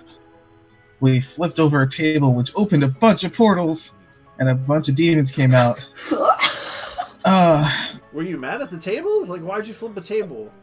Because we sensed magic in there. We thought the whole wedding was a trap in the first place, and apparently it was supposed to go off to today, but we accidentally made it go off early. You're welcome. Now you didn't really notice it at first because you're lying down on the dandelion pillow bed, but eventually you do smell a familiar aroma. And as you kind of just look up real quick, you can see Bro is sitting on like this little makeshift like mushroom toadstool that grew out of the ground. It wasn't there before. You can assume he just grew it. And he's sitting there smoking his pipe. And he's got his like one leg kind of crossed over the other one, just sitting there looking at you. I don't get it. Yeah, it doesn't make any sense to me either. All I know is that these demons came out. They tried to kill people, so we blew their faces off. Okay. And then we started running around the city. Did you see any of my flares? Giant symbols of weed. Oh, that was you? Yeah, I was trying to make sure you were okay. Balls, man. I mean, I've been out here. I should have thought. I didn't even think about it. Charlie! He looks up at Charlie. It's like, that was him the whole time. I thought I was freaking out. Oh, sorry, dude. I did not know that. My bad. No, I just wanted to make sure you were okay. You just hear Charlie go. Charlie, you're great at hiding, by the way. I'll pat his leg. You hear that? I thought he was doing terrible, but if you say so. No, I only saw him because I was looking for you. Oh. Huh. But we ended up fighting a bunch of stuff. The sun started coming up. You're not so high? Because he like definitely stands out in trees. I am just tired, so I guess I'm like sleep high. I mean, he definitely stands out in trees. Yeah, but no one's gonna come just fight a weird neck thing hiding in a bunch of trees when the city's on fire.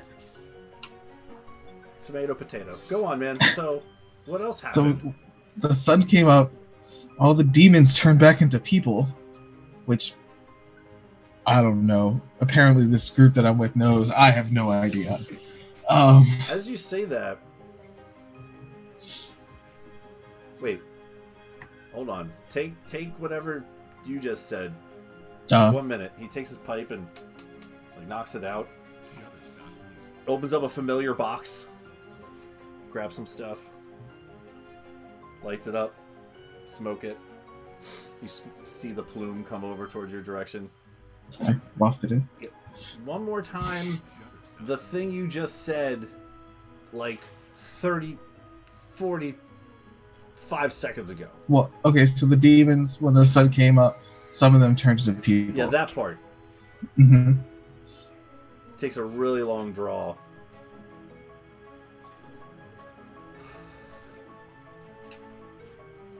One second. Here, hold this. And he passes you the pipe. And you just see him turn and run and start to like climb up Charlie towards the dino store up top. I'll be right back. Sorry, I just told you I was leaving. Hey, you're good. That was very dramatic for no reason. I'm sorry. I'm gonna wait to take a hit because I want to remember what's going on. Okay. He's gone for a couple minutes. You hear like a pot every now and then for shelf. He comes back down. And with him, he's carrying a little book. Oh my god. Bro's book? It's a little brown book.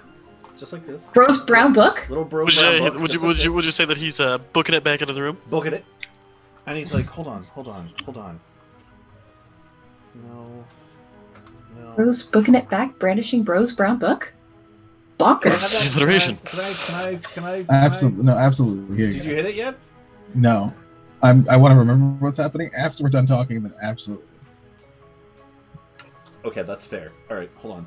And he's skimming through this book, and then he opens it up, and he points it towards you, and there's a symbol in it. And he says, did any of them have this on it? And I'm assuming it's a symbol that it's on their necks. Did you see the symbol that was on the necks? Yes. Everyone kept looking at it, so at some point I'm sure I saw one. I don't know what the hell it meant. I just thought it was a really bad tattoo. I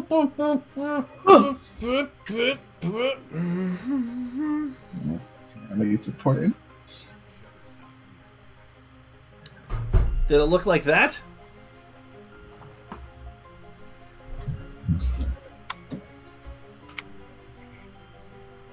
Did it look like that? Shit, where'd my pipe go? Where'd my pipe go? Oh god.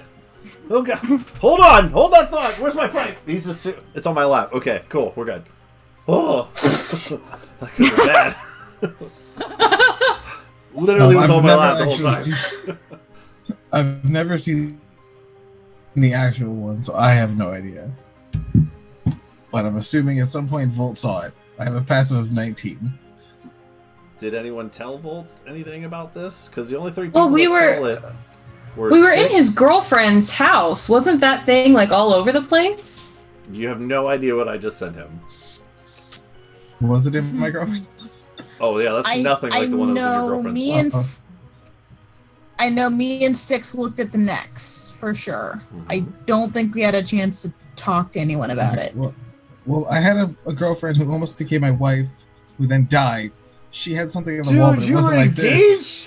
That's awesome! It was like 30 seconds until our alligator friend. That's usually how. Those are the good ones. Yeah, I What's remember her name? her forever. My dead girlfriend. I never got to the name part. It was too soon. He's starting to adjust his legs on his toadstool, like Indian style, you know, like crisscross applesauce, and he's like, mid-Chris, he's like, wait, what? So I had to, like, get friendly with her so I could find out information. And apparently she got really attached really fast, but I never actually got to the name part. I mean, you are a looker. Thank you. See the attachment quickly part. I'll do the hair thing. Oh, that's cool. Isn't Volt like 15? Yeah. Yeah. Oh man. But okay. Holy crap! What has happened since last time I saw you? You're engaged. Yeah. Oh, by the way, they die. The cake was amazing. It knocked out 2 people for probably like a couple days. I told you this shit's good, man. Oh, it was amazing. I'll start digging through my robe. It's probably like a little singed, but I'm like, I made the cook. I made the recipe. Here you go. He takes it. Okay. We do have a store to build. Yeah.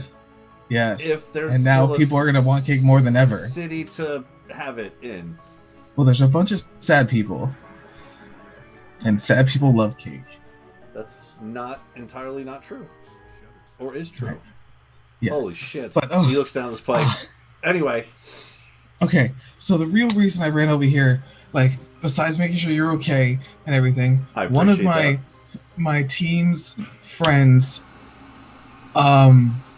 left. I tried to heal them, but it wouldn't bring them back. But I know that there were some druids on my island who were really good with plants, and they would bring people back. They wouldn't always look the same, but they would be able to be with us again. I was wondering if you would be able to help. No. Shut up, crab. roll initiative. No, I'm just kidding. He just takes his plate. My ancient. I mean, you're gonna start to visually see him get very. Roll an insight check, and I'll tell you. Okay. How do you do that? Steal some dinosaurs? How dare you, sir? A 20. A 20? I was just saying, now's our opportunity. There's no one watching this shit. They're running rampant. So with that, as you're talking about like other druids and magic and picking up what you're putting down in terms of people coming back, and then you throw the spotlight on him. Like, can't you do that? Is that a thing that you could do or something? He gets very visually from your insight check of observantly nervous about. If you can, I'm not saying that you need to, but I thought you would maybe be able to help, or at least point me in the right direction of somebody, because I can't. I'm not strong enough yet. I can blow stuff up, but I can't bring people back. It's. Oh man, I'd really like to help. I'd really like to help you, dude. I know what you're talking about, and I've seen some weird shit from some people in my tribes. I've just never done it before, and that just sounds like a really big responsibility, something that I don't do very well with. Well, honestly, he's already gone. So the only thing that wouldn't work is if he stays gone, but he's already gone, and most people don't even believe in what we can do anymore.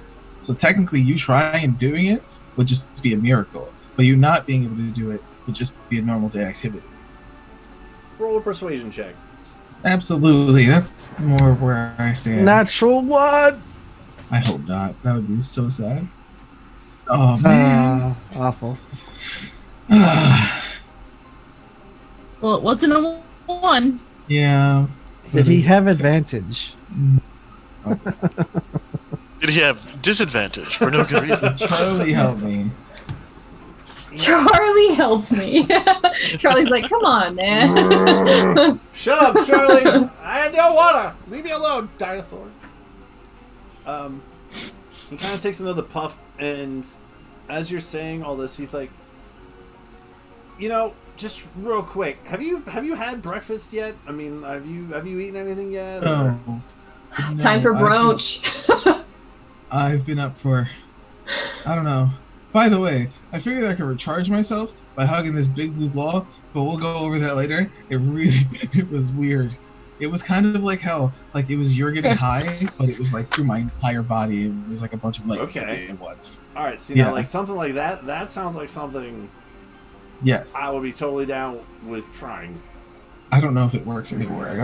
Hopefully I don't get in trouble for that. Why would you get in trouble for hugging a ball? Persephone's very angry all the time. Who the hell's that? She's a girl with a gun. Oh. It's the girl with a gun. Yeah, if she points it at you, it's a normal thing. It's when she shoots is when she might be angry. Oh, okay. Good to know. Is that like how all your friends are?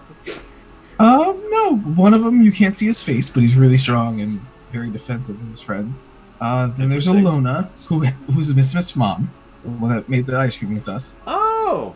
Mm-hmm. Yeah! She's really nice. The little dragon guy. Yeah, okay. She's really nice, but she puts too much stuff on her shoulder and it gets really heavy. You could tell. But, like, how do you tell somebody, like, you want to help in that way? And then there's Styx, who doesn't light people on fire. As you say that, that's... Oh, okay, cool. Does not. He's on fire sometimes. I saw it once. But he does but not other light people. Exactly. Okay, that's good. Then there's Gilles, who's a giant crocodile. He's awesome. Him and I, for some reason, make a great team. I make him fly. He smashes people. He sits up really close to that. Wait, what? Did you say crocodile? Yeah, he's like a human, but like a crocodile. I have to meet this crocodile. Yes. Well, I must meet him. I love if you met my friends. The crazy thing is, it's only been 3 days. Like, that's all I've known them. But, like, when this much crazy goes on, you kind of end up, I guess, getting stuck in that. Oh. Oh, by the way, Frey, I think, doesn't like drugs. So I'm going to take off my hat, give it to him. So if you do want to come and help, we can make you look like something else so he doesn't get mad at anyone and try to point fingers. Also, we give you more defense on being able to hide if it doesn't work. Because then it wouldn't be you. You could be anyone you want to look like. And it'll be their fault. What? He's just no idea what you're talking about at this time. Putting on hats and taking on hats and looking like... Okay. Just not so the following. hat's still tuned to me, so I'll turn into him. Did you eat breakfast or not? Whoa! No! How did you do that? It's a hat! Alright, you are tripping me out right now. Can you just not... Can you take that off? Oh, yeah. Okay. Thank you. No problem. Just like, kind of like, adjusts his hat and like fixes this... Okay. Food first, then we'll talk about your thing. Okay. Cool. Just... Okay, I'm gonna help you cook. I need to do something, if not I'm gonna fall asleep. Okay, do you want to sleep? I mean, I can let you... Oh, no, I can't, because I don't know what else is happening. I need to get back quick before they end up thinking something happened. He does look at you for a second, like... When's the last time you have slept? It's been 27 hours. Bro. Wait, that's what I mean. No, that's... Bro, dude. You should really get some sleep, man. I mean... Yeah, well, it's crazy. People need help still. I gotta make sure they're okay before I... Alright, get to crash. I mean, we could talk later. I mean, I appreciate you coming out to make sure I was okay. Right, Charlie? We appreciate you. Yeah, see, we appreciate you came out to check on us. Well, if you want to come with us, I know they're probably at the Glory Hounds. Do you know what that is in the middle of the city? It's a big building with a bunch of strong people who fight stuff. I joined their club. I can bring you. We can just rest there because that's probably where they are. Oh, that's pretty cool. No, I don't really go into the city much. Just the marketplace, man. I'm not much of a city guy. It's just that's where the people are for buying my stuff. And then I leave as soon as I can. Which apparently, as he looks back and points at it, I mean, it's not necessarily the worst thing to not be in a city on fire, I guess. That's fair. Have you been to the little island off Ember? No. I mean, Do you want to go to a fancy house? I've gone fishing out in the lake before, but... Do you want to go to a fancy house?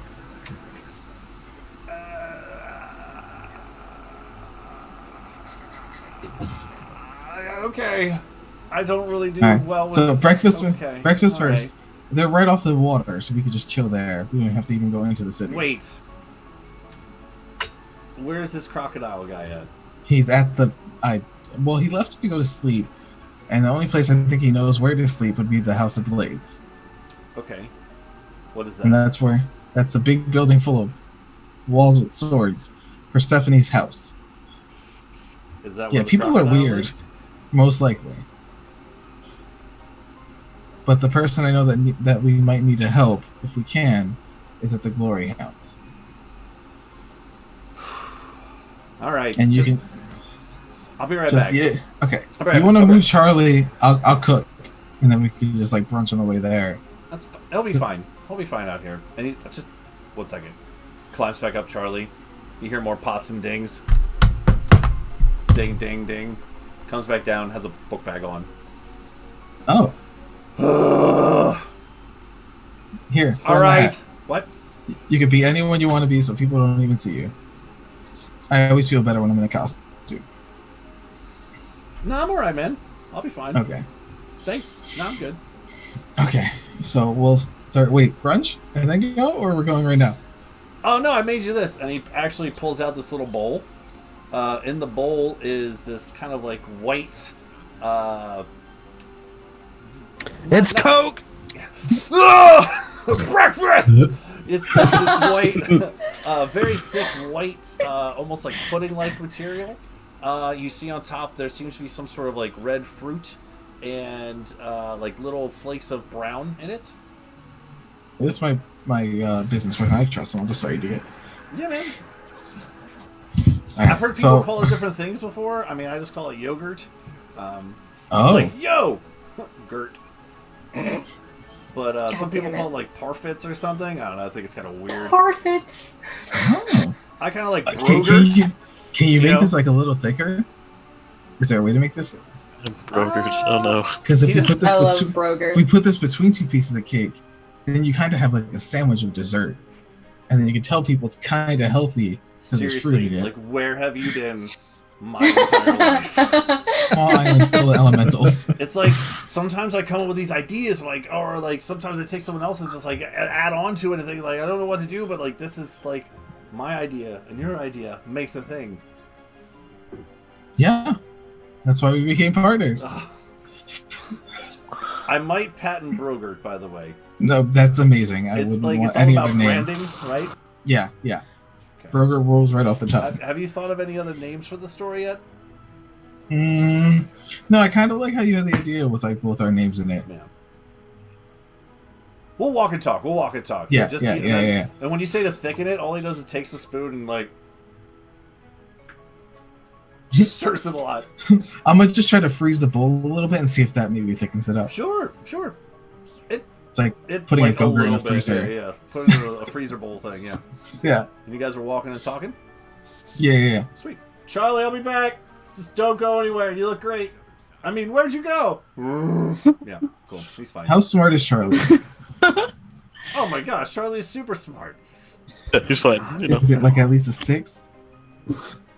Like on a scale. You have to put it on a scale from 1 to 10. Like 1 to 100? 1 to 20. 1 to 20? Yeah. Oh man, he's like such a 17. He's like a 9. Okay, I'm gonna go over to Charlie and be like, here, and I'm gonna put the hat on it, and be like, think that you're a tree. I love the hat disguised as trees. I don't know. I don't think it does either, but it's a giant dinosaur, so I thought I might go for it. Bro is not going to be able to find his dinosaur. when he comes Dear back. Lord. So as he pulls his head down towards yours, as it gets closer, you can see how massive this dinosaur actually is. And his head just kind of slowly goes toward, and as you put the hat on top of him and he goes back up, you noticed before that even though he was amongst the trees, there was like just like a little bit of a sway. It's a fucking, it's a dinosaur, right? He's like not swaying anymore. Oh man, he's so tree. Let's get the fuck out of here. Oh man, where'd Charlie go? I think it works perfectly fine. Yep, I doing love good. it. Just starts smoking his pipe as you guys walk and eat some Brogurt. Yep. Awesome. Sweet. So you guys, the big group is walking back towards the House of Blades. Yes. Yes. All right, cool. Mm-hmm. So Would we happen to run into each other because they did a bunch of stuff and I did a bunch of stuff? You're like kind of behind them, and you're also walking really far away. Like you had to walk out there and come back. So, as you guys get to the House of Blades, yes, one of the things that you will notice is, first of all, as you pass the library, again, still smoldering, much like the Glory Hounds was, still on fire, but not ablaze. This one. That's the House of Quartz. That's the House of Coin. This is the Dwarves. So the House of Rose up here. Right. Yeah. You'll see as you go out there. Lots of Warforged are slowly like picking up pieces of the rubble outside the building. They now have names, I assume. You're sleeping in a tub, or I would let you roll something. Wait, rolling something? No. Do I see any people? Okay, we're good then. I mean, you see a dwarf every now and again, but for the most part, it's all Warforged, just uniquely in silence, kind of walking and picking up rubble and moving it over here and moving this and moving over here, and very systematic. I want to whisper to one. Your name's Bartholomew, and keep walking. Okay. It'll stop. Yes. It'll stop. Holding a big brick in its hand. Bartholomew. And he just looks at the others. Well, and your name's Ernest. The one right next to him? Yep. Bart and Ernie. Yeah! Here we go. Ernest, Bartholomew. They both drop their bricks and start, like, fighting with each other.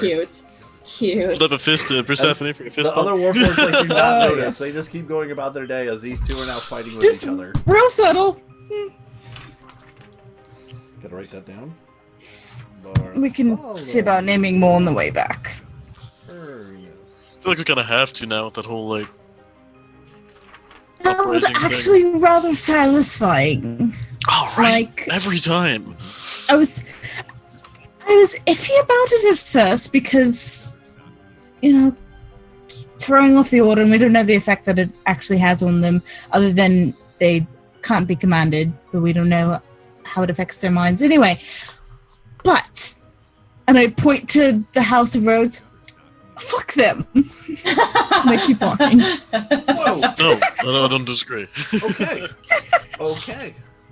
I dig it. How loud do you say that? Quietly. Alright. Just whispering between us. I turn around and scream, "Fuck you!" No. Oh my god. No. Even though you kind of mutter it, from up front where your mother and your sister and Gerald are walking, you see your mother snap back and say,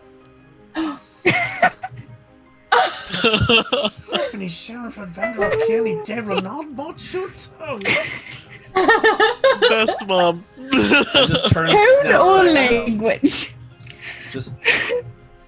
Oh, you got full name. Yeah, you got full name. Oh, snap. But she doesn't, like, scold you or anything, and you... What's your passive again? Like 20 or something? 20. Yeah. You swear you hear a slight little chuckle, too. You don't really know if it's your mom or Calypso, but there's a chuckle from one of them. Fuck them. Okay. As you guys approach the house, again, they're out in front, so they're going to see this first. Your mother walks up to the steps and sees the doors and kind of inspects them a little bit.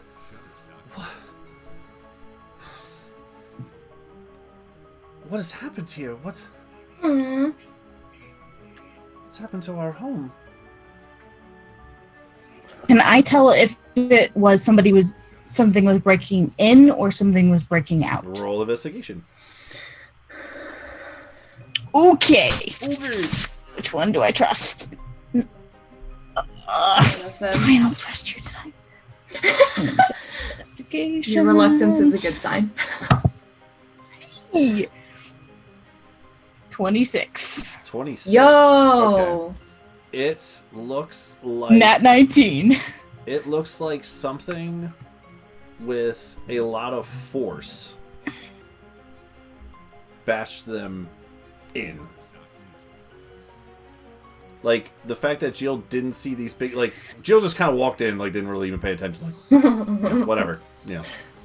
But as you walk in, they're not even on their hinges anymore. They're, like, actually in the, like, little entryway with all the blades in it, like, smashed off to both sides. Bashed in. And on the one door, you actually do see somewhat of the door is like, they're wooden doors, so they're not so much metal and indented. These are like broken, splintered in the one area.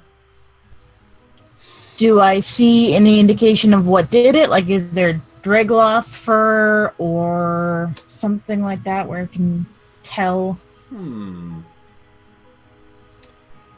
With that 26, was here. With that 26, I will say that as you kind of look at the doors and kind of look around, no, you don't actually see any.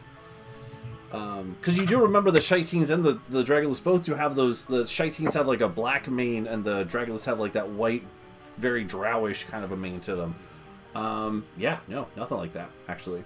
Yeah, I've got a vest made of the Dragloth, so I know exactly what they're like. Yeah, absolutely. No, nothing like that.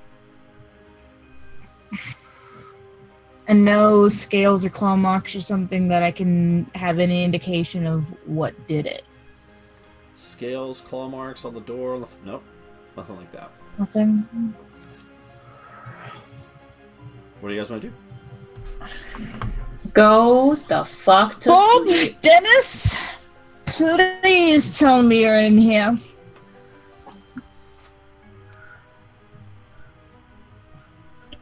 Don't hear anything. Oh no. Okay, so I'm gonna step out into the street for a moment. I'm just gonna scream at the top of my lungs, Bob! Dennis! Get over here! Because they were sent back. Mm-hmm, they were. Roll. First of all, just roll a straight strength check just to see how loud that yell goes. Strength. Okay. Guys all doing okay? That's 2 hours in. It's 11:30. Everyone good? Need a break? Yeah, we're set. Okay. Yeah, I'm good. asleep in a tub. And I'm asleep in a tub. I'm sorry, what'd you get? it was a 10. A 10? Okay. Oh god. With a 10, I'm not even gonna have you roll the next thing. Then you don't get any response from that. Oof. Fine, I'm in a moment. We want to check the place Exhausted. out. We need to make sure nothing's missing. Yes, because something broke in. They were after something. Okay. I'm gonna run upstairs and make sure that Andromeda and Woodall are still there. Yeah, tell These are my first thought. Calypso and Amam and the butler to wait outside. I'm going to start checking downstairs. I don't think I closed any of the doors when I was done looking, so I just They're all open. I wouldn't imagine you would. No, yeah. probably only closed the bathroom door. That's because I just want some privacy while it's lit. Yeah, in fact, Percy, that's probably one of the things that you would notice right off the bat with your 20 passive, is that as you kind of like run up the doors, the first thing you'll see is that the two guest doors are open. And as you kind of like take a look at those and just take a quick look around to both sides, the only door that is closed is the bathroom door. All right. Once I verify that they're actually still asleep and they're alive, they're safe, then I'm gonna bust in the bathroom door. Okay. Just so shove it open. You check on Woodall first, just because he's the first one there, or do you want to go to Andromeda first? Doesn't matter. It's up to you. Sister, I care about Andromeda more. Yeah, I'm sure. checking her first. Run past there, check on. She's fine. And run back into Woodall, holding his hand out the side. Interestingly enough, you see something in his hand. Get a little closer. Who's this? No idea why it's holding a owlbear. Resisting the urge to fuck with him more. Yep.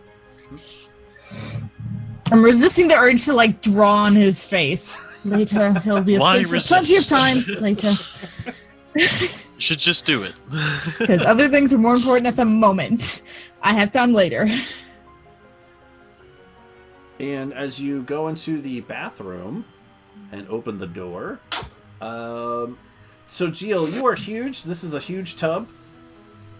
You are kind of still like, just as much as Woodall and Andromeda were like on the bed, but like half on it because like half of their arms are like hanging off.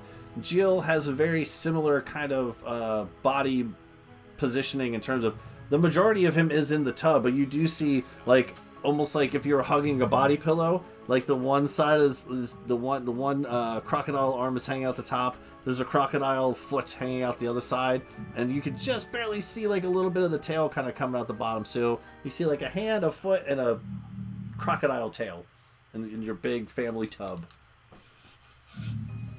I'm going back to my notes. He's cleaning that up, and I'm just gonna leave him. But I'm gonna leave the door open because he left all the other doors open. Ilona would have followed Percy up the stairs a little more slowly and found an empty room and laid down on the bed with Misfit and curled up in her scarf and gone to sleep. Okay. And Freya would have gone with Styx because wandering alone's a terrible idea. Okay. Yeah. Okay. So, Percy, as you come back out of the bathroom, you'll see Ilona coming up the stairs. Well, everyone seems to still be here and alive, thankfully. Gill's already asleep. I don't think I'm too far behind him. You do look like you're about to pass out. Yeah, it's been a day.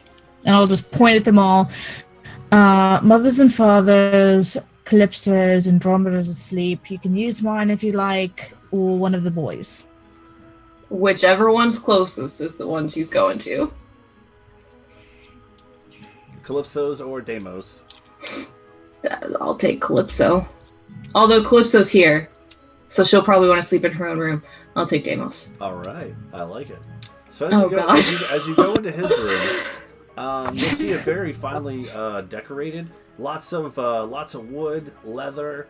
It's almost like a very strong like chestnut kind of smell as you walk in. It's very it's like very well put together in here. You could, if it wasn't a bedroom, you'd swear it would be like a trophy room of some very high class, articulate, business nobleman kind of thing. But the fact that there's a bed in here with a very cool like mantle headboard behind it, kind of looks like a tree carved into like this really cool headboard. I'm just gonna walk in, kind of like blink at the room and its ostentatiousness, and then curling up on the bed with Misfit underneath my scarf, just like kind of piling it on top of me. Okay. He'll jump on the bed. Yeah, and I'm like, it's pretty big. Hugging him. It's a pretty big bed. Okay. Ilona, Alona out. Jill out. All right, cool. Done. Freaking done. Cool. It is right around 4 or 5 o'clock in the morning now. The sun has been coming up as you guys are doing all this. People are starting to come out of their houses, that kind of thing. Frey and Styx, you guys are going into the house itself, or where are you going? Checking the rooms downstairs. Okay. Check the first room, which I think is the main study. Yep, you got the study. There's that little coat room. There's a dining room. There's a kitchen. Yeah, check the study first. Just have a. Yeah, a lot of the same that Jill had before. The study is turned over a little bit, but it doesn't look like anything crazy. I mean, you guys have just seen this whole city overturned at this point. It's just you're exhausted, just so tired. It's like, I don't know. There's no dead bodies in here, so it's like we'll check this off the we'll check it later. That's kind of like the top priority. Is there anybody dead in here or alive? No. Okay, moving on. We'll clean up later. Yeah. Moving on to the kitchen, kind of the same thing. Moving into the kitchen, go ahead and both you guys, either separately or one with advantage, roll a perception check. I will go ahead and roll separately. It sounds like fun. Cool. Everybody roll. It's a 15 for me. 13. Not 154, 15. You see everything. Wow. You see into the next campaign. Oh, cool. What am I seeing? Holy shit. I don't even know. That's how crazy that is. Wow. Okay. 15 and a 16. Cool.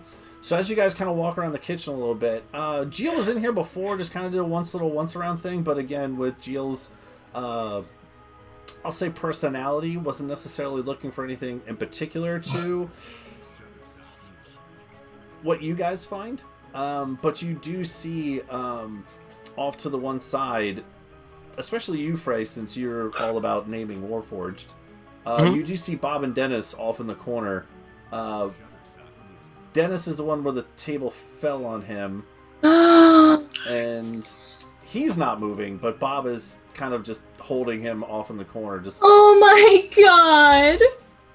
and he looks up at you guys, Bob. What? Bob, what? Bob, he points down at this Warforged missing leg, where there's a pool of this, like, it's interesting. It's not necessarily oil, but it does have like a little bit of like a red black look to it in terms of a viscous liquid on the floor. Is that kind of the state that we saw him in last we saw him, or is this a bit different? What's that? Is that kind of the state that we saw him in previously, or is it worse than it was before? Worse. Like when you guys left the wedding area, it was somebody had healed it to stop the bleeding. Yeah, right. Bolt. Like to stop the bleeding. Yeah. You would imagine it's from maybe traveling over here. Maybe something might have happened. Okay. Well, fuck. I guess I can try this. These guys are constructs, right? I'll reach down and try to heal him with my lay on hands. Cool. So as you kind of kneel next to the body and Bob kind of like is still holding him, you touch Dennis around the leg area, and Styx, you see how many points you want to put in there? 5, you said? Yeah, I'll go ahead and put in 5, see if it does any good 5. first. Right. So as you see his hands touch around like the upper thigh area, there's this white purple glow that starts to emulate from his hands. And it starts to like get very bright, but then as soon as it's about to almost mini explode in a way, I guess is what you would call it, it suddenly just flashes right back down. It almost feels like it didn't even take hold. Like you don't even feel a drain on yourself of losing 5 points of lay on hands, if that makes sense. Okay. An unraw way to say that, I guess. No, I gotcha. Well, shit, that didn't work. Fuck. All right, we need a loner or Percy. One of them may have an idea. Right, I'll leave the room and go find Percy. Bob. I just went upstairs. Bob. No idea what he's saying. Just Bob. He sounds like he's agreeing with you. Sure. Sorry, but I don't speak Warforged. I'm gonna assume you're agreeing though. Bob. Bob. So Styx, you take off towards Percy? Yeah. Cool. And so I'll find Percy upstairs. Alright, right about this time, Volt, you and Bro walk up to the House of Blades. You again also see the doors are not on their hinges. We would have went to the Glory House first. Oh, I thought you were going to House of Blades.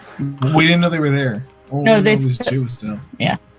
I thought you said you want to go see a fancy house. Do you want to go to the Glory House first? We can go. Well, yeah, we have to go get Fox. You can go. Okay. Yep. Sure. Okay.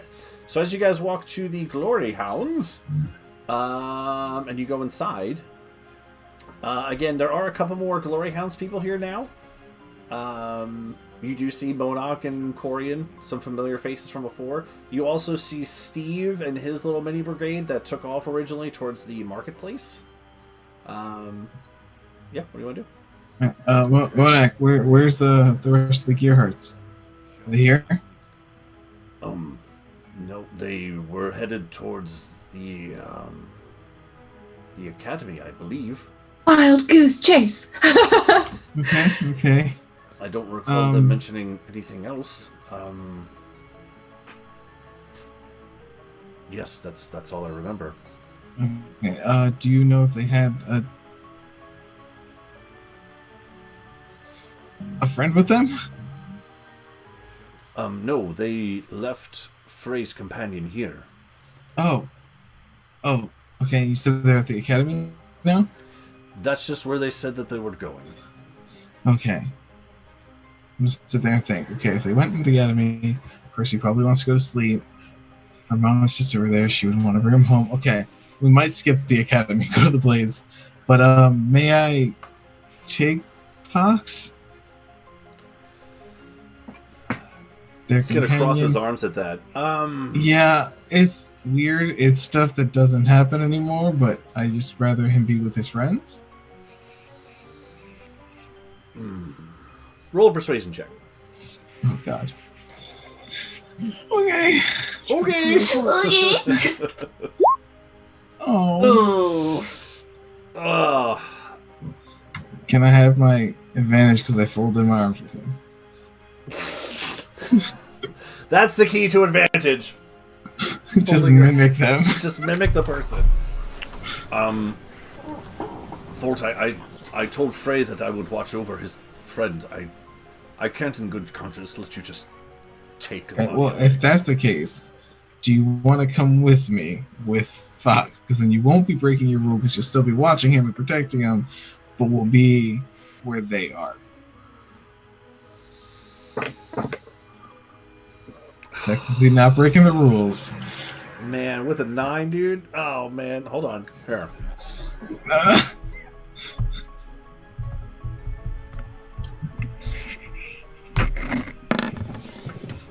I like the flourish whenever you roll. You're always like, It's almost like I'm rolling, but I'm not.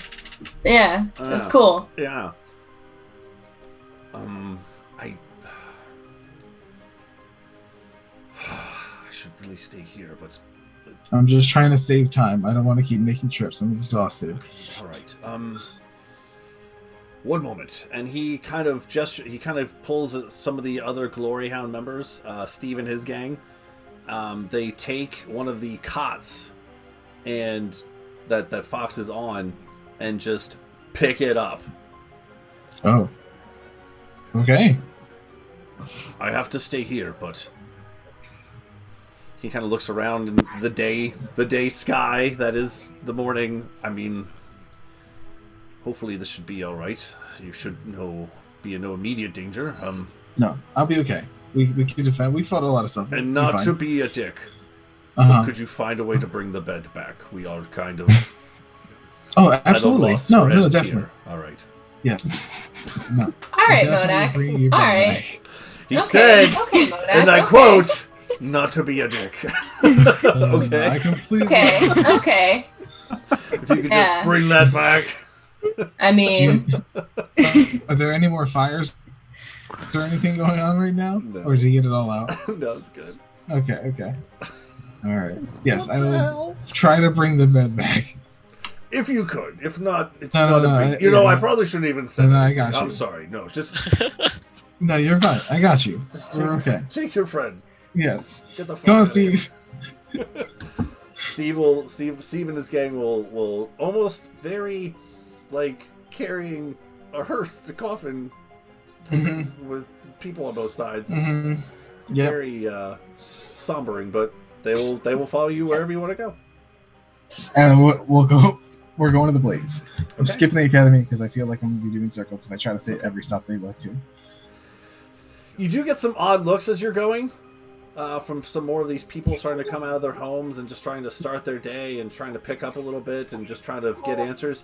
You hear some of the same familiar things that the other group did in terms of like, what happened last night? Like, are you all right? How are your children? Like, you just hear just little glimpses of gossip as you're walking through. Like, I heard we were attacked by such and such, or oh, I thought it was this, and no, they were these kind of that's just little gossipy things as you're walking. But you get some weird glances, but at the same time, people are kind of in their own thing right now. Mm-hmm. They're not really paying attention so much to this odd procession walking through the streets. Yeah. Okay. Back over to the house. Sticks, you go find Percy. Percy, we found. Would have been heading downstairs anyway. Yeah, probably meet at the bottom. We found Bob and Dennis. Dennis doesn't look so good. They're in the kitchen. Oh, God. Then he turns to dust and scatters. I beeline it. how dare. Too soon. So as you go back into the kitchen Oh, area, yeah, you do see Bob. Bob! He's just like looking up at you and looking down at Dennis, and yeah, Dennis isn't moving. and you do see the leg that was like in a Warforged kind of way cauterized in a sense when Volt kind of tended to his wounds, but something along the way on the track over here, it definitely seems like, even just looking at him without even a roll, I mean, it definitely looks like, you know, bled out onto the floor, whatever Warforged bleed kind of thing. This red, black, viscous liquid. How much do I know about how Warforged function? Their like construction and stuff. Guys, do I know enough that I can patch him up? You can make a... It's going to be a real interesting medicine check, but you can still make a medicine check if you like. It's kind of a weird one. Okay. Because Warforged are still like... So medicine's typically wisdom. Would this be intelligence? No. It'd just be a medicine. No. Okay, do I get anything for tinkers?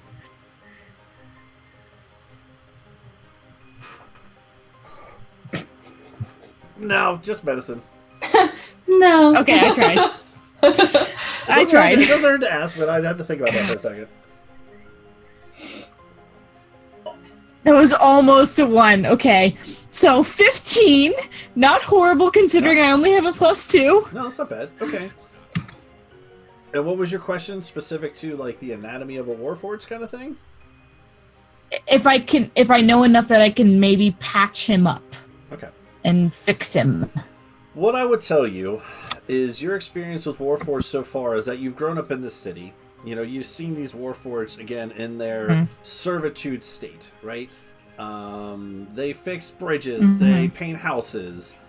I mean, never really anything in terms of the inner dichotomies or anatomies of a Warforged. And if anything, when you were growing up, to be the non-dickish way as possible, I mean, they weren't even really technically like people.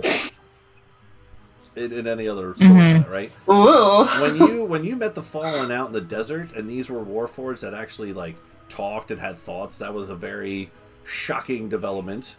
Growing up around these other Warforgeds that did not have these same characteristics, and that was the first time you also saw, you know, you guys took out a lot of Warforgeds, you know, Sleepy, Dopey, Happy, Grumpy, all those guys, out in the desert area, right? So from that little bit of knowledge to now, the 15 doesn't necessarily tell you how to fix him, but it does tell you that in Layton's terms, Dennis is dead.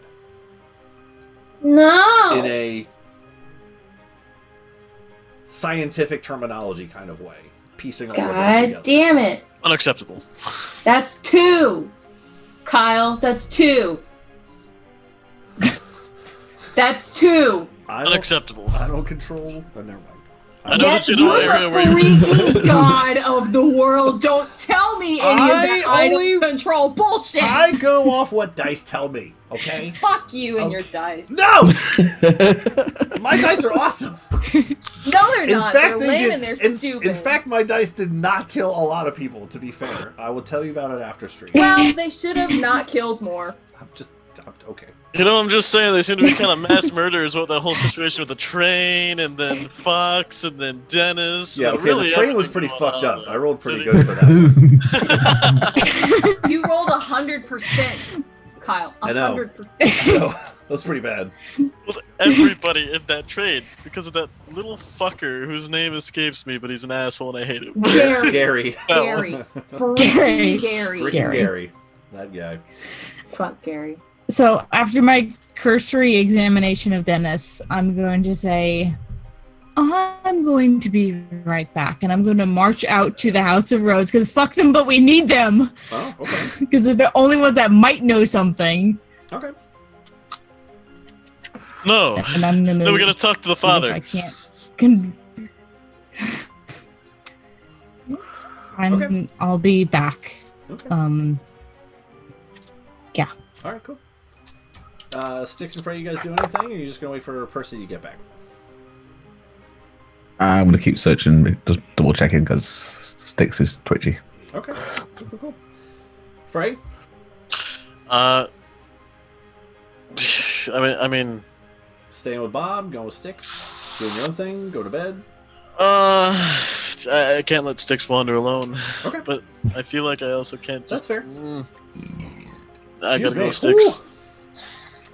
Ooh. Bob, keep watch over Dennis. Persephone will be back soon. I need to continue sweeping this place with Styx, especially since something did this. Don't forget your broom. Wow.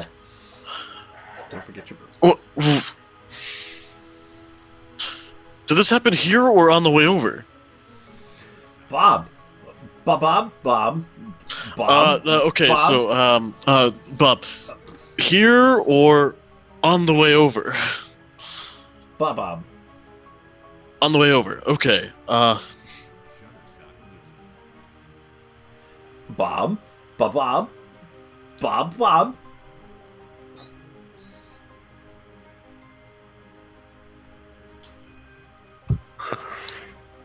Do you... Bob!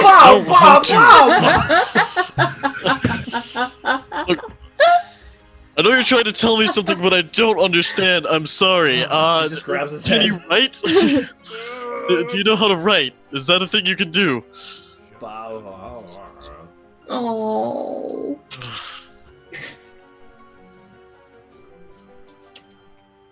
Just kind of looks back down at Dennis and just holds him. Babies. Alright, I'll be back in a little bit. They argued, but just they stay really here. did love each other. Like, And I'll go after Styx. Slowly creeps out. Eventually, Styx and Frey, you guys would see. It's one of those things where, again, it's like you notice it, but not necessarily one of those things where you notice it enough to wait, what? It was more of a sweep first, and once you got the sweep done, you come back and recognize there's a chair propped up in front of the door to the basement. That's different. Yeah. Well, Bob said that whatever did that to Dennis happened on the way over, but that strikes me as... Did he do that? Should we... Should we check? Because someone's broke in, and the only other thing of importance, if the sleeping couple are upstairs still there, then the only other stuff of importance is Robo-Dad. I think we better have a look. Yeah. Here, let me go first. Okay. I'm gonna... Is it light enough that I can see down there? You guys both have dark vision, right? Actually, yes, I do. Vision? Yep, we're good, I do. Yeah, you're good. There's no torches or anything in the basement, if that's what you're asking. I mean, there's a little bit of sunlight coming down the hallway from the door that's not...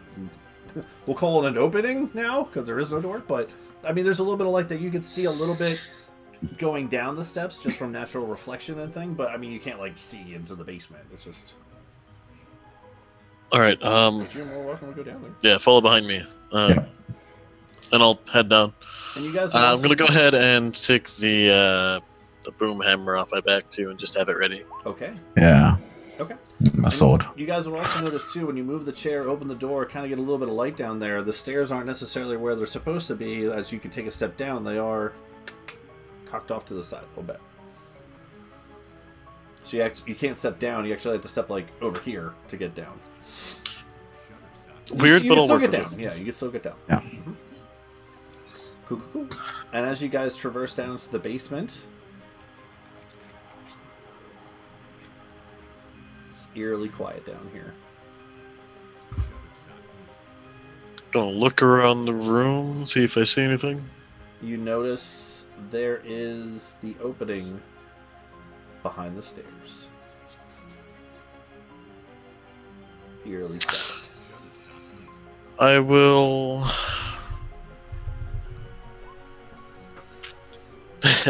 I'll poke my head through and look to both sides of the door first thing. Okay.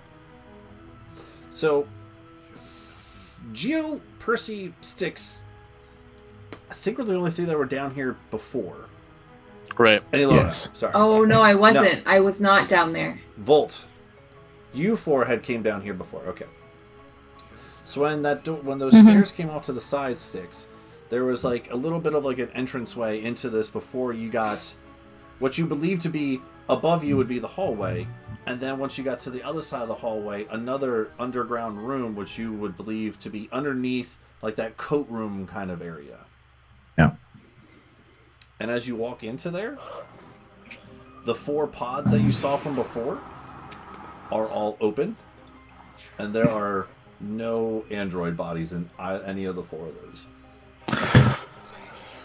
Frey, you have no idea what this? Yeah, exactly. Thank you. Continue. The fuck is all this, man? This was where spare Robo-Dad bodies were. There was... This... Yeah. Spare what now?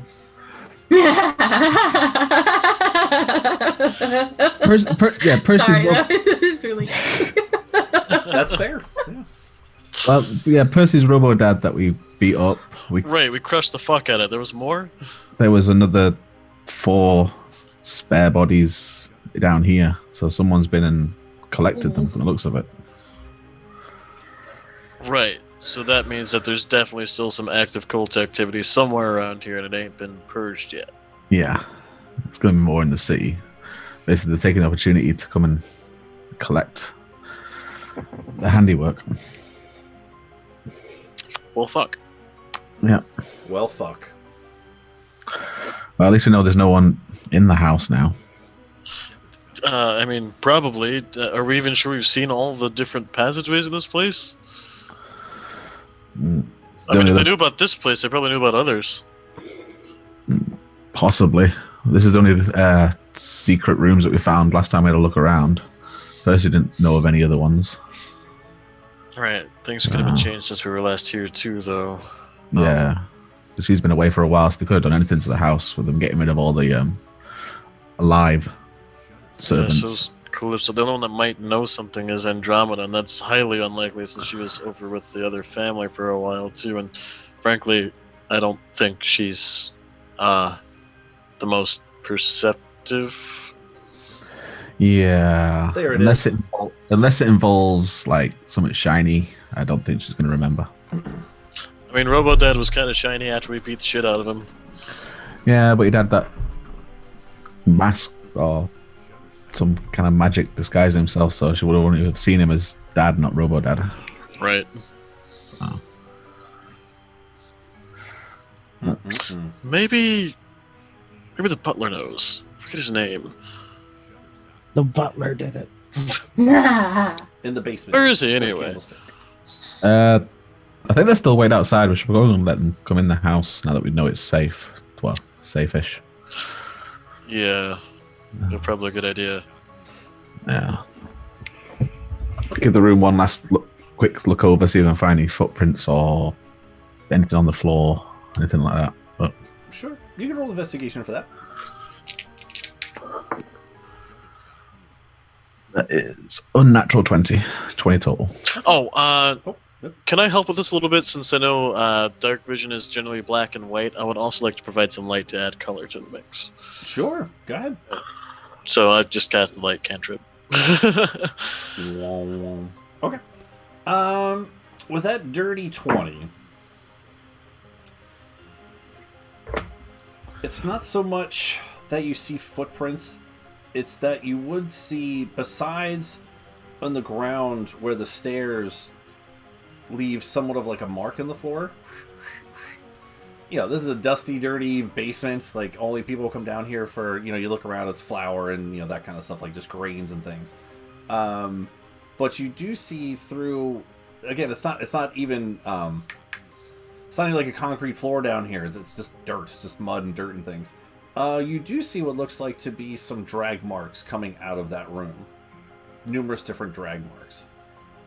Put together, probably were dragged out. But, unfortunately, it also covered up any kind of footprints. Yeah. And just fucked it all up. Just dragging. Yeah, so at least the Robo-Dads didn't walk out by themselves. You could gather that, yes. Mm-hmm. Yeah. Someone's dragged them out of here, but we're never going to be able to follow the footprints. Yeah, I mean, I'm a little bit worried about that whole process in the first place. Like, can they look like anyone, or is there just a bunch of Percy's dads now? Depends what the spell's like. If it's like the hats that we wear, then they could be used to be anybody. So it was definitely magic. It wasn't like they sculpted the face. It was a magical face. Yeah. All right. I guess let's go get everybody inside and try to share what the fuck's going on, because this is probably not good. Yeah. Where's did Volt follow us? I don't actually. Motherfucker! Yeah, what does he keep walking the fuck off on his own? I haven't seen him for a while. Yeah. The last time I remember, we dropped off Fox, and then we all headed over to the academy. I don't know. All I know is that shit's going out the window. The little fucker's gonna go out the next window next time I see him, and he's not casting any fucking magic. He's gonna learn the consequences of his goddamn actions. Well, he's young. He needs to learn. We were all reckless at one point. It's true. Literally every time I swing a weapon. Yeah, every time I set fire to a weapon. Or yourself. That happens too. That happens too. That usually helps, though. But yeah, let's get Calypso and her mum and the butler inside and try and shimmy this door as best we can. Some kind of security. And easy enough. I mean, as you guys go back upstairs and go meet with them, they are more than happy to come back into their home. Mother takes Calypso upstairs. Percy, you would have passed them on the way outside to the doors. Did you want to say anything to them at all, or where are you off to?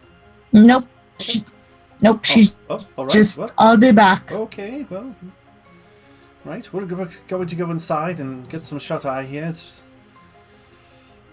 just still pretty exhausted, but all right. Just you need some rest too, dear. I just kept walking. Okay, well, I said the one sentence and just marched past. All right, okay, well. Some things never change. And as you guys go outside, let them know the house is safe. They are more than happy to walk inside. Gerald and Mother take Calypso to her room. Mother goes to the head master bedroom. And Gerald comes downstairs and just passes out in the study. Aww, Gerald. Flips the couch back over and passes out. Did anybody find the corpse that was tossed out the window, by the way? Buddy. No. Nope. Great. It is not on that side of the house. I don't think we even cared enough to horribly look to see if it was still there. No one even checked. I mean, the door's open, but no one I mean, you smelled it a little bit, but Percy's really the only one that's been upstairs. That is going to be one fucking traumatized groundskeeper. Well, if it's a war force, you probably wouldn't do anything. Just kind of like cut around it. Just keep going about this fucking day. Percy, as you go over to the House of Rhodes, you look off to your side and you see this odd progression coming on the other side of the bridge. Right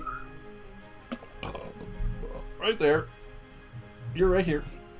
As you're walking up, and you see Volt with men carrying a bed with a little person next to him. The leader was a bro. That's the bro with God. Oh, okay. Wait, I'm not even sure I want to know.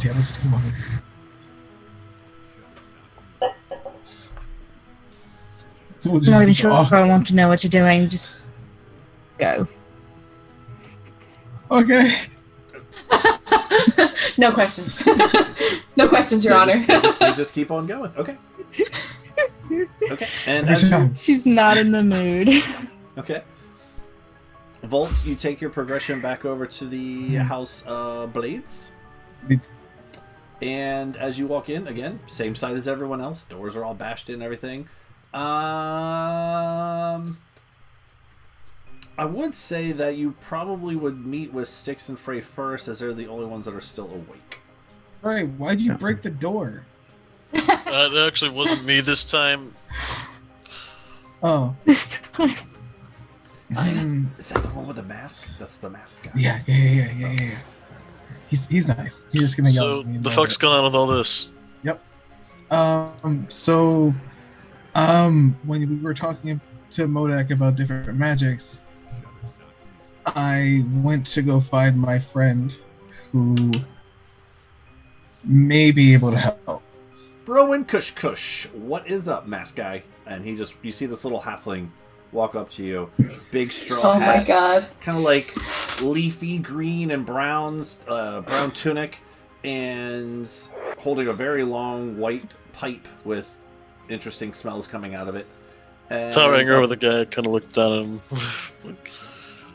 Weirdest fucking cleric I've ever seen. Nope, not a cleric. Never said that. No, he's more of the plant variety caster. I am a plant cleric. Oh, Yep. Like sorcery, so like a druid. Yes. That could be a word you could use. And you are mask guy. Frey. Okay, Frey. Cool. I was waiting for you to fill in the blank of but okay. I didn't know if you wanted to go with mask guy or not. What's I'll that? tell Steve to bring What's you smoking there, man? Oh. This is just something that I grow. He's a narc. Wait, what? He's a narc. He's a narc. roll a persuasion check. Volt. Narc. Not good.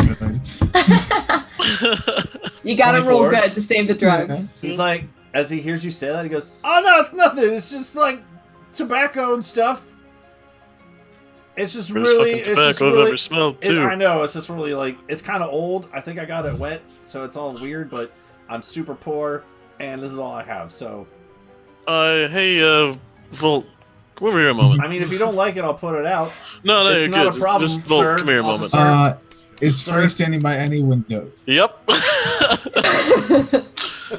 Jeff, no reason to be concerned yet. On the first floor, so that's good. Okay, that's fine. Yeah, we're okay.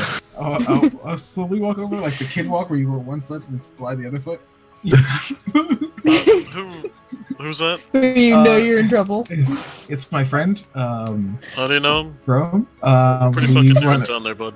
We run a business together. Already? This is just like a high schooler bringing home his sketchy friend.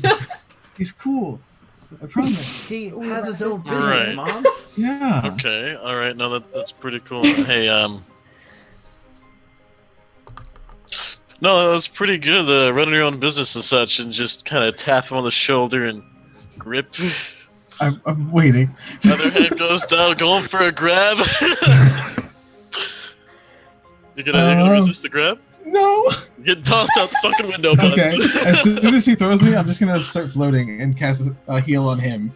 But it's a high enough level that I get to float 10 feet without disengaging.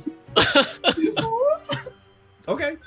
So all this, like, just all of a sudden, this like little wind gust comes as you cast this spell, and you kind of like feel a little tingle in your arm as you throw him, Frey. And as you cast a spell, you're like, make a performance check, Volt. Okay. And you can heal for 10 points in case, you wanted Nice. Yeah, I took that. I'll take it. Yeah. Frey Up gets to more What hit is points. it? 66% of my Performance? HP now. Yeah.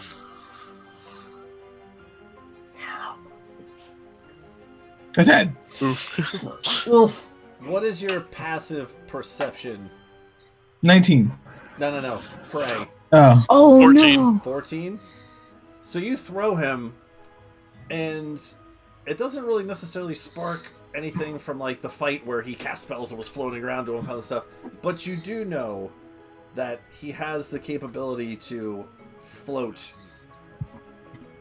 sporadically, I guess. So when you go to throw him, he kind of makes it look like he crashes into the stairs or out the window or whatever you try to do, but Definitely out the window. yeah, it doesn't look like it hurt him or anything. Okay, good. I call out after him, quit fucking running off on your own! I literally told you I was leaving and no one said anything. You were all distracted. Just shake my head It's not and my walk fault. back You over guys the can't group. keep track of your children. You see Steve holding this bed like, can we put In this the down? study. In the study. Yeah. Okay, Thank you, great. Steve. Cool. Where Gerald is sleeping. I don't know that. So they walk in, kind of look around, see the study, go in, plop this bed down with a dead body, and walk away. See the Thanks, body, and then I Steve. turn Get around home and safe. I come back out. Yo, did you tell them to bring that? Yes, we have to bring the bed back. Right, okay. Hey, here. Reach a hand out the window to help him back in. I'm gonna go to the door. So you throw fine. out this window, and he just goes back over to the door.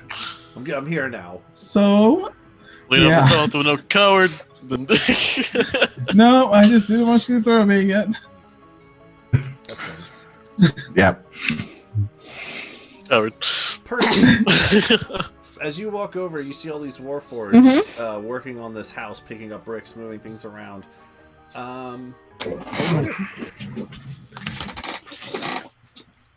Do I see any of the dwarves around?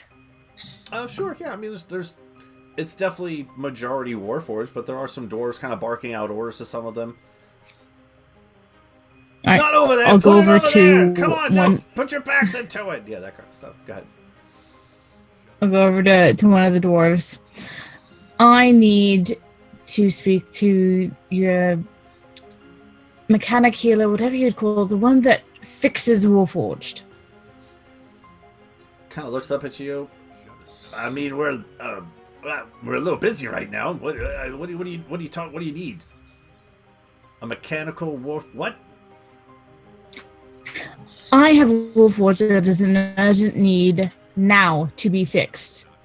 Lady Persephone Sharonford Vanderoth Kearney, Darenard III, I am ordering you. Find your mechanic and bring them here now. Roll intimidation check. Okay. Oh, fuck. Okay. Don't fail me. Humana, Hey, hey. that's so bad. 17. 17. He looks up and he says, listen, sweetheart, that's a really lovely name. I can't help you. I'm not a mechanic of Warforged or anything. I could go. No, find the one for your house. You've got to have somebody. You've got enough Warforged. Somebody has to fix them. Find them now. Yeah, that's where I was going, but okay. Go. Stop yelling at me. Okay, bye. He just starts to walk off towards inside the house. And you wait for a little bit. And eventually While I'm waiting, I go, as Sure. one Warforged passes, Sure. I say, your name is Giselda. Aw, Giselda. That's a cute name. Giselda. They've all Giselda. been guys so far. Yeah. The Warforged like looks There's at you at and goes, least one Giselda. Sarah, I Giselda. think. And then looks at you like quite a question, like Giselda. Giselda, and it just goes back to work. Giselda. Bartholomew. And you wait for a little bit, and eventually, walks away. you notice a very familiar figure. The Earl comes out. What is this all about? Oh, Mr. Renaud, hello. What can we help you with? Do you have a Warforged that needs repairs, or? Urgent need, yes. As in, now. And It's an emergency. He kind of like looks and behind it's him. not going to be an easy fix. He kind of looks behind him. The other dwarf that you were talking to is like maybe like 10, 15, 20 feet behind him. The Earl like turns over his shoulder to give him a look, like, and you get the idea that it's like you idiot.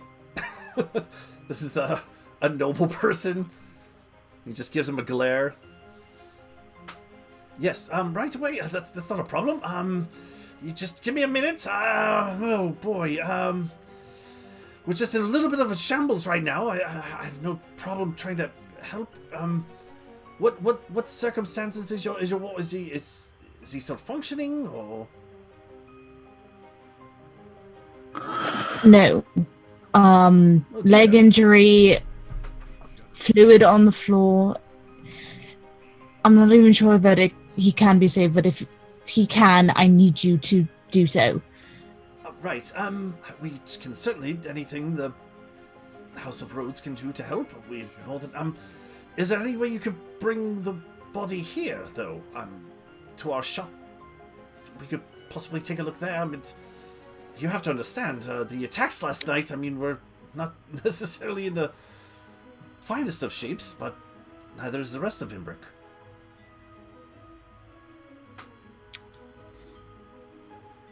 I'll have to get somebody to help carry him. I'm certainly not strong enough.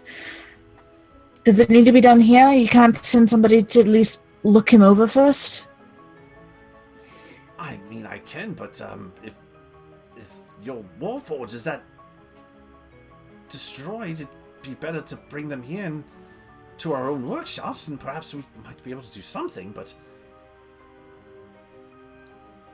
I can't afford to lose any more people on the grounds here. If you want to bring him to our shops, that's fine. I can't send someone away. I'm sorry. Very well. I'll bring him as soon as I'm able. I'll just march back, and as soon as I'm within earshot, Frey, need your help. What? Yeah, okay. On my way out. What's up? We need to take Dennis to the House of Rhodes. What happened to Dennis? Alright, yeah, I can do that. They'd be weirded out if Bob comes along too. I don't really want to separate him. Wait, what? What happened to Dennis? Right, so We're not near Bob and Dennis right now, right? No, you're at the front of the house. Okay. Dennis may be dead.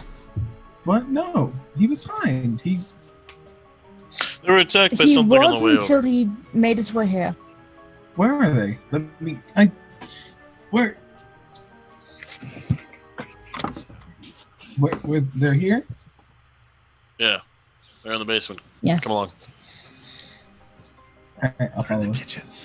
They're in the kitchen. Close enough. My favorite terrain. They're over here.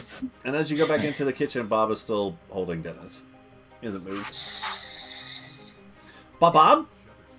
Hey, Bob. We have some people who might be able to help, but we gotta take Dennis over.